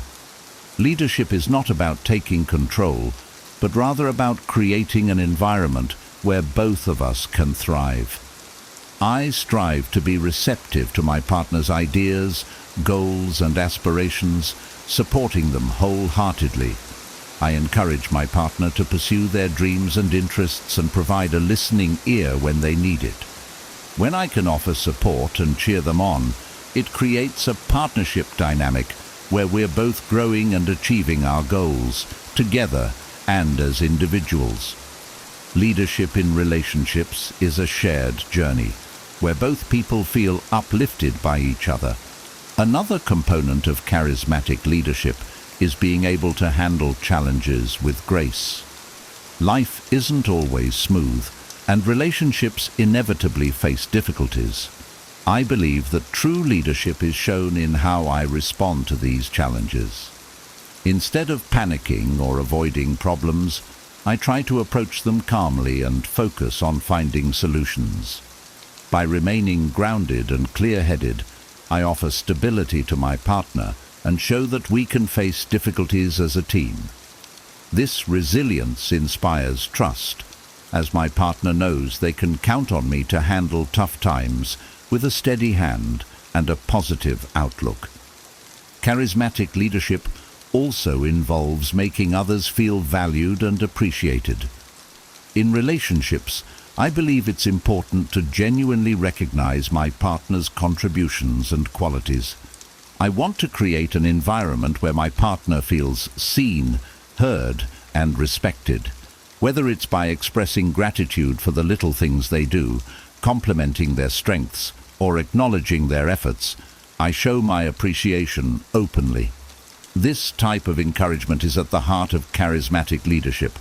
It's about making those around you feel confident, inspired, and valued, which brings out the best in them and strengthens the connection. Part of being a charismatic leader is taking responsibility. I hold myself accountable for my actions, decisions, and emotions. When I make a mistake, I own up to it, rather than shifting blame or avoiding it. This accountability shows my partner that I'm trustworthy and willing to learn and grow. By being responsible for myself, I set a standard of integrity and respect, which I believe is essential for any healthy relationship. Taking responsibility also means being proactive in addressing issues before they escalate, showing my partner that I'm committed to maintaining a positive and open dynamic. Charismatic leadership doesn't require that I always be in the spotlight or make every decision. Rather, it's about fostering an environment of mutual respect, open communication, and shared growth. I want to inspire confidence and curiosity in my partner, so we both feel encouraged to take risks, try new things, and explore life together. Whether it's by planning a surprise, supporting them through a challenging time, or simply being a strong, positive presence in their life, I aim to bring a sense of joy, motivation, and energy to our relationship. Ultimately, charismatic leadership in relationships is about creating a balance where both partners feel supported, respected, and uplifted. It's a way of bringing energy, resilience, and warmth into the relationship, inspiring each other to grow and become better versions of ourselves. I see charismatic leadership as a quality that strengthens the bond between us, making the relationship feel dynamic, exciting, and meaningful. When I lead with kindness, confidence, and openness, I'm not only enriching my own life, but also creating a relationship where both of us feel valued and empowered. In essence, charismatic leadership is about being a positive force in my partner's life, someone who inspires, supports, and uplifts. It's about taking initiative with respect and integrity, being present and encouraging, and approaching challenges with resilience and grace. By embracing this quality, I strive to build a relationship that's not only grounded in trust and respect, but also infused with a shared sense of purpose and joy. This approach to leadership creates a foundation where both of us can thrive, individually and together, as we navigate life hand in hand. 15. Passionate interests. Passionate interests bring a unique depth and vibrancy to my life, and they are something I consider essential not only for personal fulfillment, but also for creating a dynamic, inspiring relationship. When I'm genuinely passionate about something, whether it's a hobby, a skill, a career goal, or a personal project, it shows that I'm engaged with life, constantly learning and striving for more. This drive adds dimension to who I am, which can be incredibly attractive to a partner. Passion isn't just about having interests. It's about the energy, enthusiasm, and commitment that I bring to the things that matter to me. For me, pursuing my passions is a way to stay grounded and fulfilled. When I'm actively engaged in something I care about, it gives me a sense of purpose and excitement. I wake up feeling energized, knowing that I'm working towards something meaningful. This enthusiasm naturally spills over into other areas of my life, including my relationships. I found that having passions makes me a more interesting and engaged partner, as I'm not solely focused on the relationship for fulfillment. Instead, I bring my own joy, inspiration, and stories to share, which adds richness to our connection. Having passionate interests also helps me maintain a healthy balance between my relationship and personal life. I believe that a relationship thrives when both partners have space to pursue their individual goals and dreams. By dedicating time to my passions, I'm not only investing in my personal growth, but also giving my partner the freedom to explore their own interests. This balance prevents codependency and keeps the relationship fresh, as we both have our own lives to bring back to the relationship. When we come together, we have new experiences, insights, and growth to share, which makes our connection stronger. My passions are a source of resilience and self-confidence. When I commit to a goal and work towards it, even through setbacks, I build a stronger sense of self-worth. I know that my value isn't tied to anyone else. It comes from within, from the things I achieve and the joy I find in my pursuits. This inner strength and confidence make me a more balanced partner, as I'm not seeking validation solely from the relationship. Instead, I feel secure and fulfilled, which allows me to contribute positively to the partnership without relying on it for my happiness. Sharing my passions with my partner also opens up opportunities for connection. I love introducing them to the things I care about, whether it's a new hobby, a favorite book, or an exciting project I'm working on. This sharing allows us to explore each other's worlds and learn more about what drives and inspires us. I'm equally interested in learning about my partner's passions and supporting them in their pursuits. By taking an active interest in each other's hobbies and goals, we build a relationship that's enriched with shared experiences and mutual support. Moreover, my passionate interests push me to constantly grow and evolve. They challenge me, stretch my abilities, and keep me curious about the world. I believe that when I'm dedicated to personal growth, I bring new perspectives and fresh energy into the relationship. I want to be with someone who sees my dedication to self-improvement as a strength and who is inspired to pursue their own growth as well. When both partners are committed to bettering themselves, it creates a dynamic where we're continuously learning, adapting, and evolving together, which keeps the relationship alive and exciting. Another important aspect of having passionate interests is the sense of independence it fosters. I'm not defined by my relationship. I have my own identity, goals, and purpose outside of it. This independence is attractive because it shows that I'm a whole person on my own, and I'm not looking for someone to complete me. I want a relationship where both of us feel complete as individuals and come together to create something even greater. My passions help me maintain this sense of wholeness, allowing me to bring my best self to the relationship and inspiring my partner to do the same. Ultimately, passionate interests give me a sense of direction and fulfillment that goes beyond the relationship itself. They make me a more grounded, resilient, and engaging partner, and they allow me to contribute positively to the relationship without expecting it to fulfill all my needs. By having my own interests, I'm able to keep the relationship balanced and dynamic, creating a partnership where both of us feel free to explore and grow. In essence, passionate interests are more than just hobbies or goals. They are an essential part of who I am. They fuel my growth, bring joy to my life, and make me a more self-assured, fulfilled, and engaging partner. By living with passion and purpose, I create a relationship where both of us feel inspired and supported. This approach to life and love fosters a connection that's rich, balanced, and full of genuine excitement, as we both bring our unique energies and dreams into a shared journey.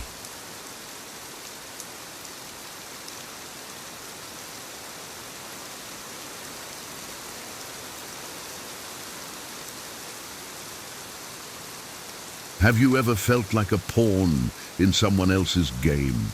Like a disposable tool used and discarded at their convenience?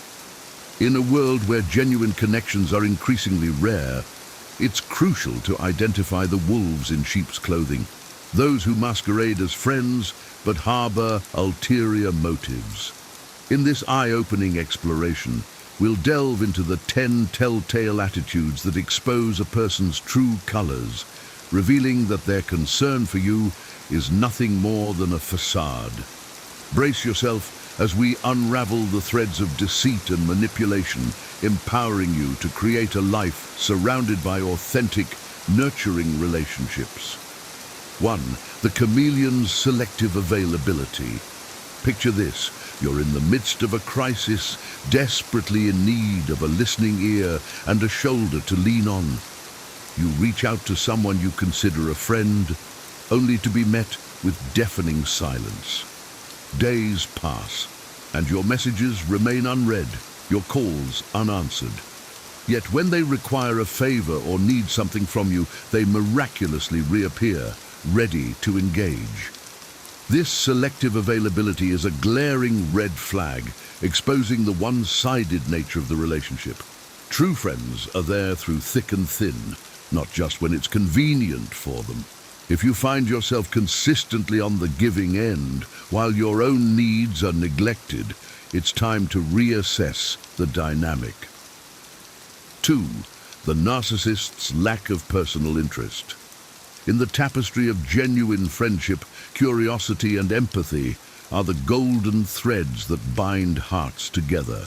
A true friend is invested in your life, eager to learn about your dreams, fears, and daily struggles. They listen attentively, offering support and celebrating your triumphs. However, when you encounter someone who rarely inquires about your well-being, focusing solely on their own needs and desires, it's a clear indication that you are merely a means to an end. They see you as a resource to be tapped rather than a multifaceted individual with intrinsic worth. This lack of personal interest is a billboard announcing loud and clear that their concern for you is superficial at best. 3. The manipulator's guilt trips and emotional blackmail. Manipulators are master puppeteers, skillfully pulling the strings of guilt and obligation to bend you to their will. They wield phrases like, "If you were really my friend, you would," as weapons. aiming to coerce you into compliance. These guilt trips are a form of emotional blackmail designed to erode your boundaries and exploit your kindness. In healthy relationships, respect and free will are the cornerstones, not manipulation and coercion. If someone consistently employs these tactics, it's a glaring sign that they prioritize their own agenda over your well-being. It's time to cut the strings and reclaim your autonomy. 4. The disrespectful leech's persistent lack of consideration. Respect is the lifeblood of any meaningful relationship. It's the understanding that your time, energy, and needs are just as valuable as theirs. When someone consistently disregards your boundaries, showing up late, canceling plans last minute, or demanding your attention at inappropriate times, they are broadcasting their lack of respect for you. This persistent pattern of disrespectful behavior, without any genuine effort to change, is a neon sign indicating that they view you as a disposable commodity. It's time to set firm boundaries and demand the respect you deserve. 5. The shallow socialite's superficial bonding. In the realm of authentic connections, depth is the key that unlocks the doors to meaningful relationships. When conversations consistently remain at a surface level, never venturing beyond small talk and trivial topics, it's a red flag that the person is not invested in truly getting to know you.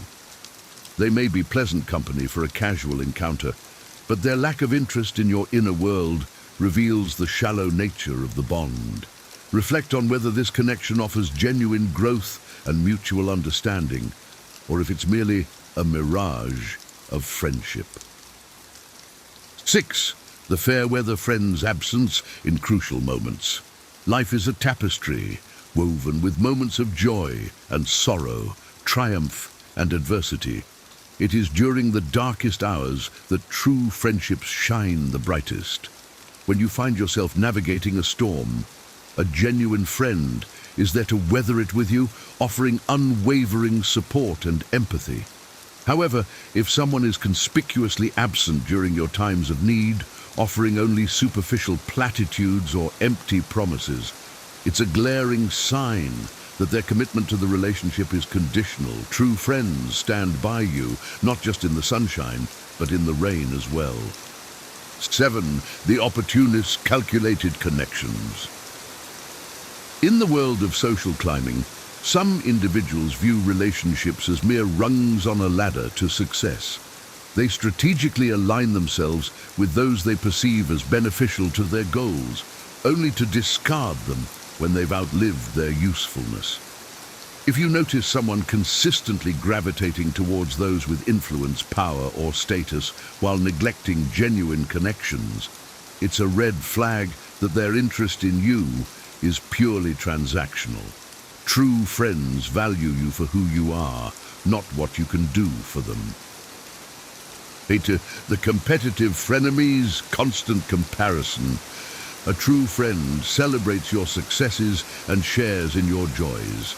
However, when someone consistently compares themselves to you, constantly trying to one-up your achievements or downplay your accomplishments, it's a sign that they view you as a rival rather than a friend.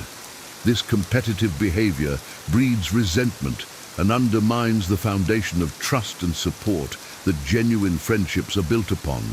If you find yourself constantly walking on eggshells, afraid to share your triumphs for fear of triggering their insecurities, it's time to re-evaluate the relationship. 9. The gossip monger's breach of trust. Trust is the cornerstone of any meaningful relationship. When you confide in someone, you trust that they will hold your secrets and vulnerabilities with care and respect. However, if you discover that someone has been sharing your private information with others, gossiping behind your back, or using your confessions against you, it's a glaring sign that they have little regard for your trust and well-being. A true friend protects your privacy and maintains confidentiality, understanding the sacred nature of the bond you share. 10. The toxic critic's constant negativity. In life's journey, we need companions who uplift and inspire us, not those who constantly drag us down with their negativity. If someone consistently criticizes your choices, belittles your dreams, or undermines your self-esteem, it's a red flag that they are not invested in your growth and happiness. A true friend offers constructive feedback and support, encouraging you to be your best self. They celebrate your uniqueness and help you navigate challenges with compassion and wisdom. If you find yourself constantly drained and discouraged after interactions with someone, it's time to reassess the impact they have on your mental and emotional well-being. The importance of emotional boundaries and self-worth. Recognizing these toxic attitudes is the first step in protecting your emotional well-being and cultivating a life filled with genuine reciprocal relationships. It's essential to establish clear boundaries, communicating your needs and expectations with assertiveness and compassion. Surround yourself with individuals who uplift and inspire you, those who celebrate your successes and support you through challenges. Remember, your worth is not defined by how others treat you, but by how you treat yourself. Embrace your inherent value and refuse to settle for relationships that diminish your spirit. Seek out connections that nourish your soul, where mutual respect, empathy, and growth are the foundations. As you navigate the complex landscape of human interactions, trust your intuition and the wisdom gained from experience. Be willing to let go of those who consistently drain your energy and erode your self-esteem. Instead, invest in relationships that inspire you to be your best self, where love, respect, and authenticity are the guiding lights. In a world where genuine connections are precious gems, it's crucial to be discerning in who you allow into your inner circle. By recognizing the 10 attitudes of those who don't truly care, you empower yourself to create a life surrounded by individuals who value and cherish you for who you are. So, dear viewer, embrace your worth, set healthy boundaries, and cultivate relationships that uplift your spirit. Remember, you are deserving of love, respect, and genuine connection. Don't settle for anything less.